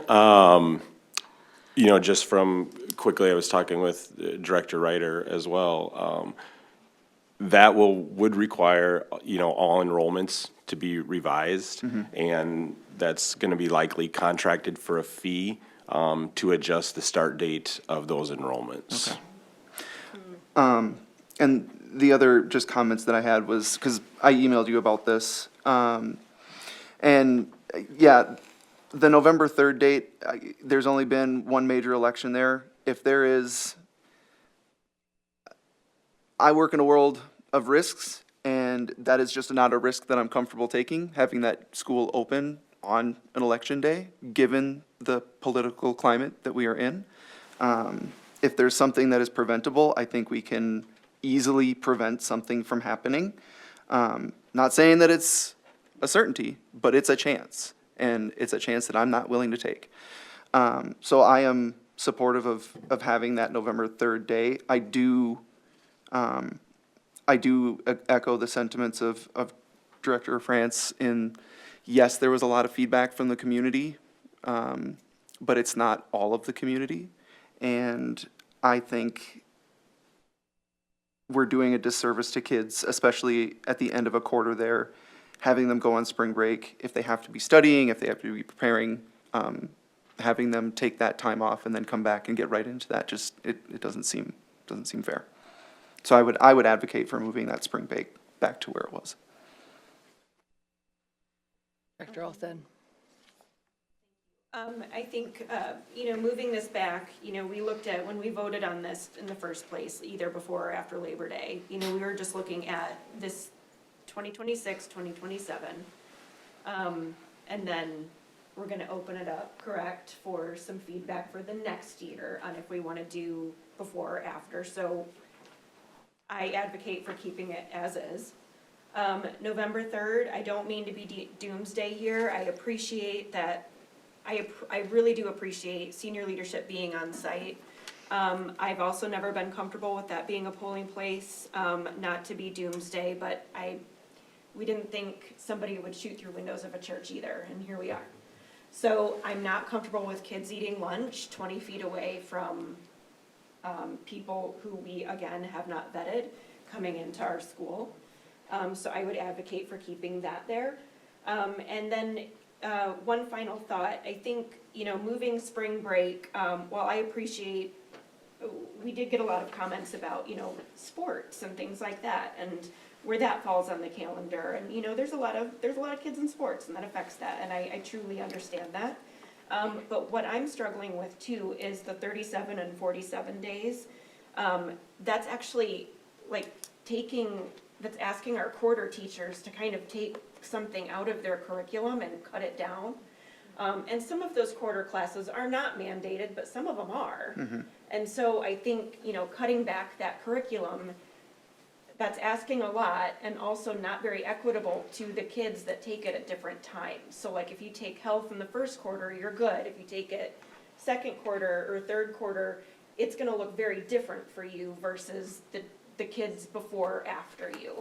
So I think that's not very equitable either. So I wanted to raise that point too. So I think, and again, not a whole lot of time in between this first draft that we saw at our study session and then now.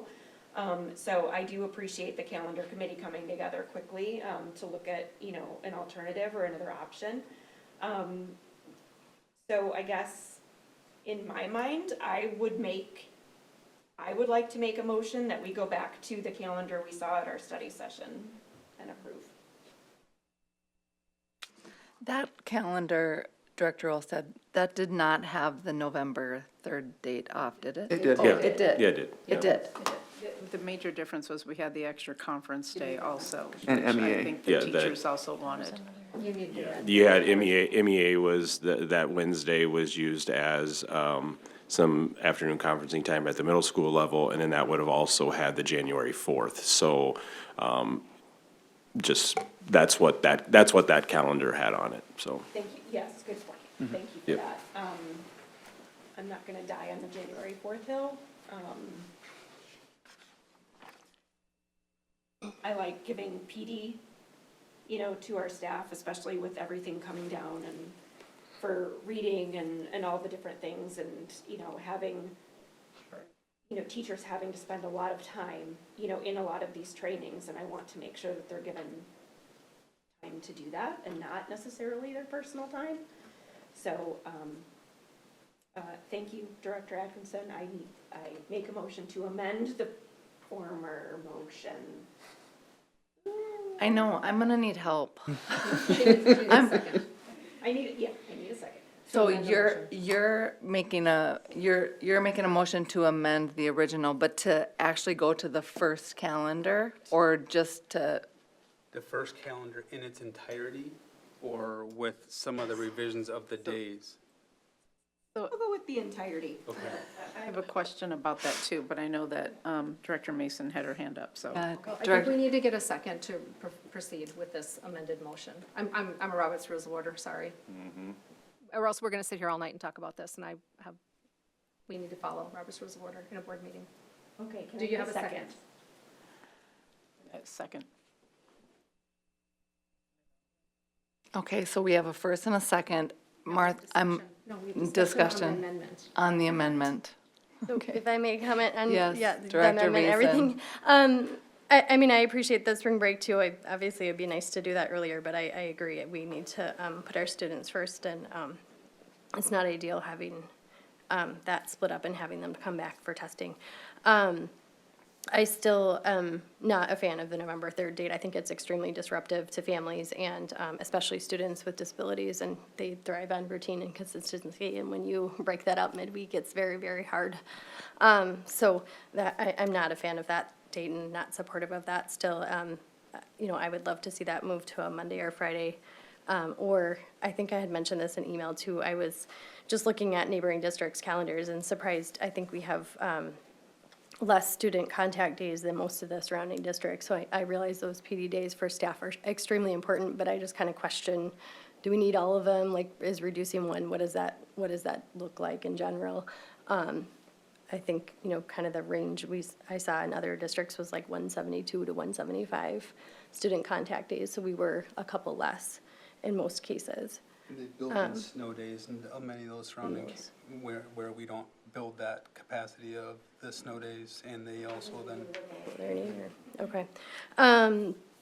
Yeah, so that was my feedback. I'm not supportive of the third. And I fully appreciate the safety aspect. Correct me if I'm wrong, but those gym doors are locked. Like, those people can't get into the building, right? They have a separate entrance for voting. They don't come in through There's a separate entrance to go Right. into the gym. Right. For voting. You come into the lower doors and on the main entrance on that lower by the cafeteria, there's a door to the left, or I guess if you're looking at the building to the right of those main doors. Right. That's open for. It's totally locked off from there to the rest of the Well, building, no, correct? I mean, The gym the doors. gym doors themselves are not locked. They're not lockable you can push You those can't lock bars open. those? You can push those bars open. Okay. Yeah, I mean, I certainly understand the student safety aspect and want to make sure that we have that covered, of course.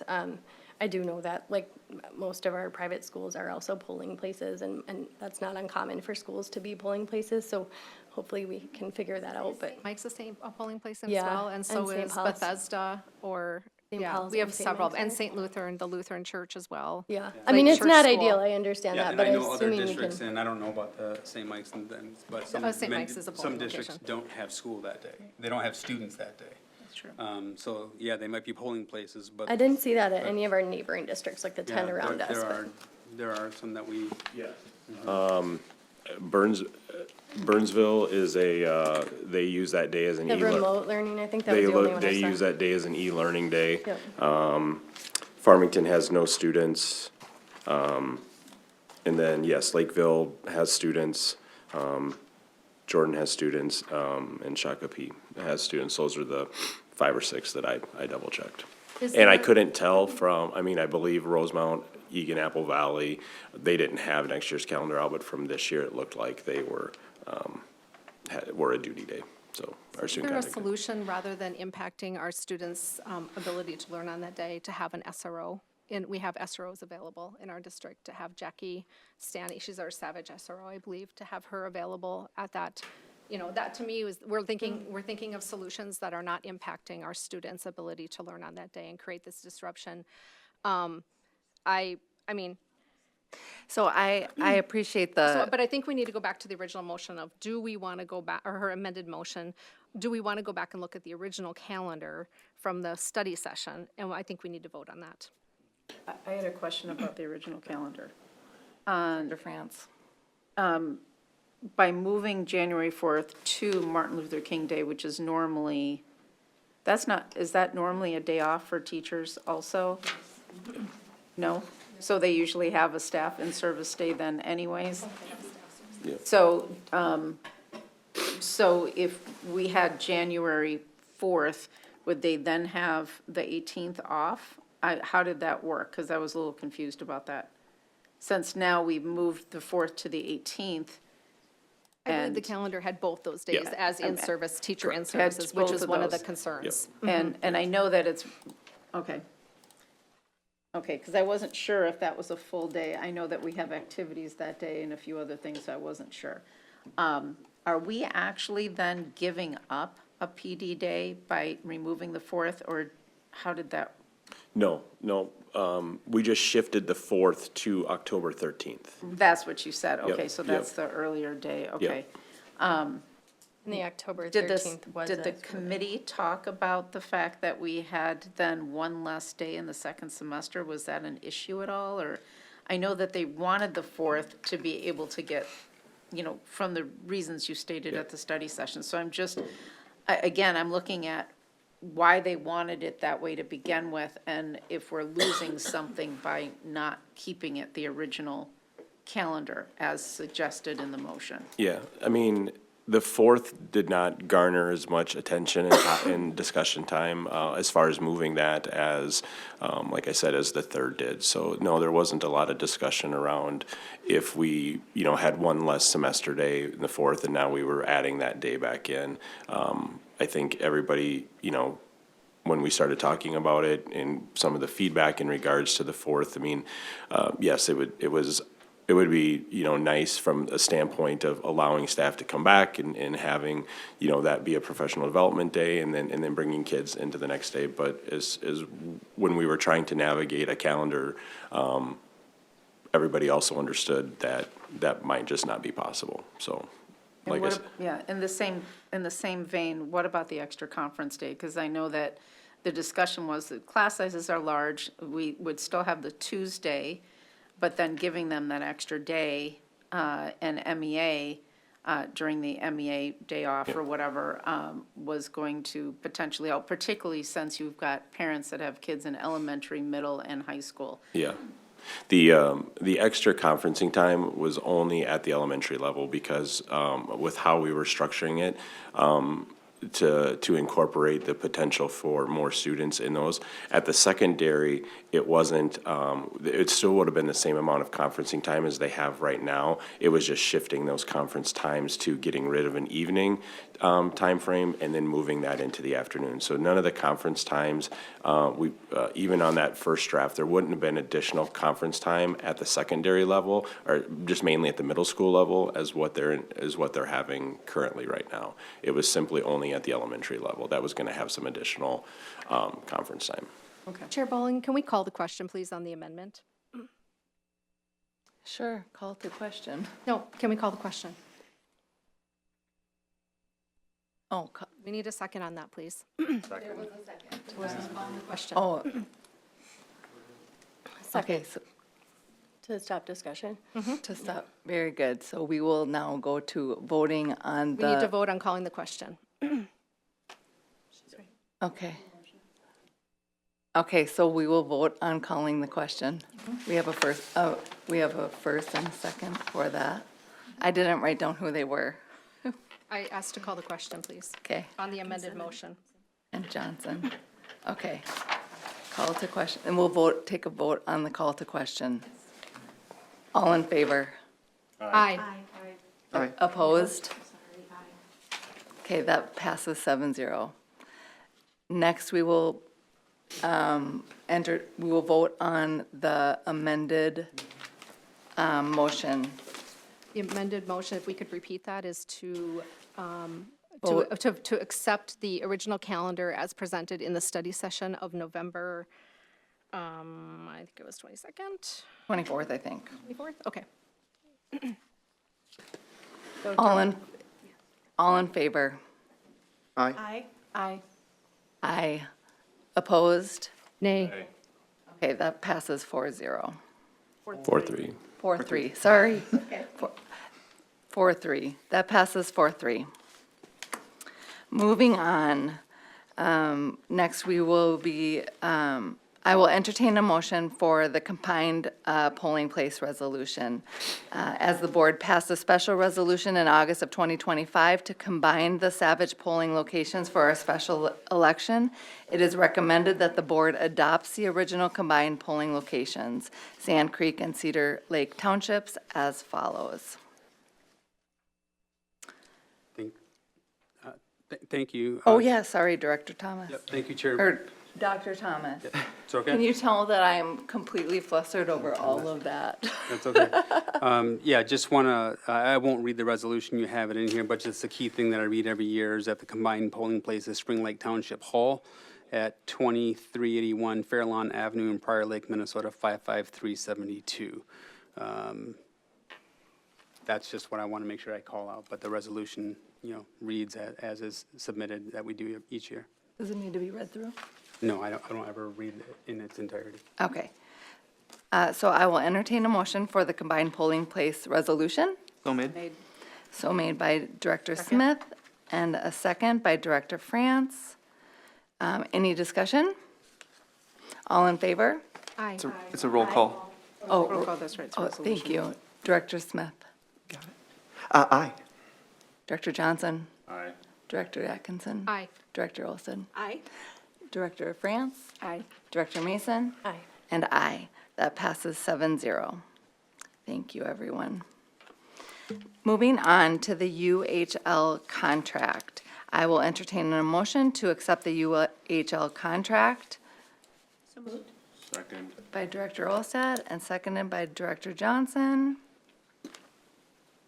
The contract with UHL for replacing an obsolete and no longer repairable building automation system was presented at the November study session for a first read. Director Powers, do you have anything that you want to add? If there's any questions, I can answer them, but I don't think there's anything we need to add. Is there any questions or comments? Yeah, I have a question after learning more about the statute that we discussed earlier this evening for purchase orders over 25,000. Regarding the statute that basically said that we were supposed to have 2 bids, sealed bids solicited by public notice and subject to the particular requirements of the governmental subdivision. There is an exception for that, and that's when we use state contracting pricing. And that's written in statute. Yes. Okay, thank you. Any other discussion? For repeating that from the last meeting.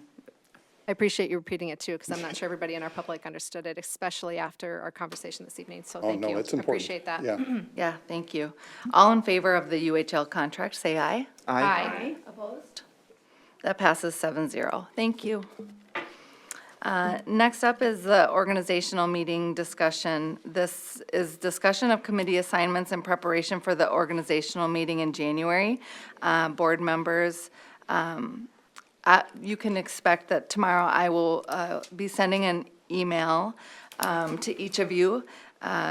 Please respond with your wishes for the board committees. What else? The roles of chair, vice chair, and treasurer will also be determined via nominations and voting at the organizational meeting. Is there any questions or discussion regarding that? Hearing and seeing none, we will move forward on the agenda. There are no policy items for today. And we will move into administrative reports. Any? I just have one. In your board document, there was a retirement, so we'd like to recognize the service of Lisa Tice, retirement for 20 years as the health aide at Glendale. And I would like to read something that Kate Kyle, our health services coordinator, had sent, that Lisa has formed countless meaningful relationships with students, staff, and families throughout her career. She has worn many hats in her life, but caregiver is perhaps the most fitting. She is often rushing after work to bring meals to friends or family, support a loved one, or volunteer at church. I can honestly say I feel like a better person simply being around her. Her calm, grounding presence fills every space she enters, especially at Glendale. So we would just like to thank Lisa for her service. Thank you so much. Thank you, Lisa. I'm glad that you were able to honor her. Thank you. And any other, no other administrative reports? Board reports. Start with you, Director Mason. Sure, not much. Looking forward to the Finance Committee tomorrow morning, and we have a Special Ed Advisory Committee meeting on the 17th next week, so. Director France. We had the TLAC discussion, in which the majority of that time was spent discussing the reading curriculum for English learners in the secondary. And we went over that curriculum in the same format that we did the READ Act. So that would help. The last scale meeting that you were at, the leaders of scale all individually presented their legislative priorities to our legislators for this upcoming legislative session.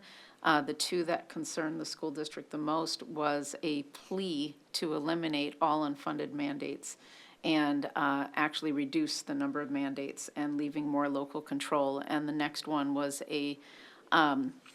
part of that was also the discussion of pushing many of the normally state-funded programs down to the local level also. And that was a concern because, of course, no one area, no one county was the same. And then we have another scale meeting coming up this Friday, which will be pretty impactful as well in the various areas that are coming down to our state. Everything from agricultural issues to the impact of, again, our funding for waste management. Good. Dr. Olsted. Let's see, Southwest Metro, of which I have the December meeting potentially next week, but the November meeting highlights the audit results. They're still working on those, and those will be presented to the board in January. And we, Southwest Metro also discussed its calendar. For transparency's sake, they are starting before Labor Day. So wanted to put that out there. And then just super quick, there was a horrible fire in our community last night at a school and mosque. So a school is a school is a school. So just wanted to extend what I'm sure is all of our sympathies to that, and that you're in our thoughts. Yeah, So. absolutely. Thank you for saying Yeah, that. thank you. Director Exton. Yeah, thank you. I had the pleasure of attending the delegate assembly on Saturday with Director Johnson. And so I just want to give some, I'll try to be brief with my highlights because it's late. And, but basically there was some common themes. Of course, the mandates were talked about. And I find it very interesting that we continue to hear this repeated theme, whether it's from SCALE or AMSD or MSBA, of this request to fund unfunded mandates. And we had a speaker come in Friday night who showed us a graph that, what was it, my memory is lacking me, since 2000, there was 30 unfunded mandates, and now we have close to 80 unfunded mandates. So have we hit the tipping point where our legislators will start to listen to our community that we're tired of this and we're advocating for local control? Are we going to continue to add on unfunded mandates? It seemed, I will have to say, at the delegate assembly that school districts across the state are all singing the same thing. And when there were some resolutions that were advocating for more unfunded mandates, those resolutions failed. So that was encouraging. So there was, I will give this to Martha. I have a recap of every resolution that passed and every resolution that failed. And there was some conversation about PSEO. I will say I'm very proud to have voted no, and it failed on a resolution that would have taken opportunities away from our PSEO students here in our district. So I'm very proud that that failed. I am also proud that we did pass a resolution that is looking to reform Minnesota's PSEO. Because as a parent who has had 3 students actually go through our PSEO program, the program's broken and it needs fixing. And it's not a good program for our students, and it's not a great program for our school districts from a funding standpoint. I'll let you take the second half of that. But anyway, it was a great experience. I'm very proud. I'm both Director Johnson and I will be elected. We're on for 2 years now. So I think the one thing that I found interesting, and I emailed Director Olsted earlier this morning, is as a school district, we can bring resolutions to this process next year. And I'm really excited to kind of dig deeper into that as a board, to really bring our voice to this process going forward, because we didn't have any as a district, any resolutions this year. So I'm really excited about that process, so. Director Johnson. Yes, so I'll elaborate on just one or two more. We did talk about some cybersecurity, some AI options, but I just wanted to cover that the delegate assembly covers all 333 school districts across the state of Minnesota, and there were 110 of us there. And basically, what happens now is that MSBA will take everything that passed, and they're going to compile it and going to go advocate what's best on behalf of our students.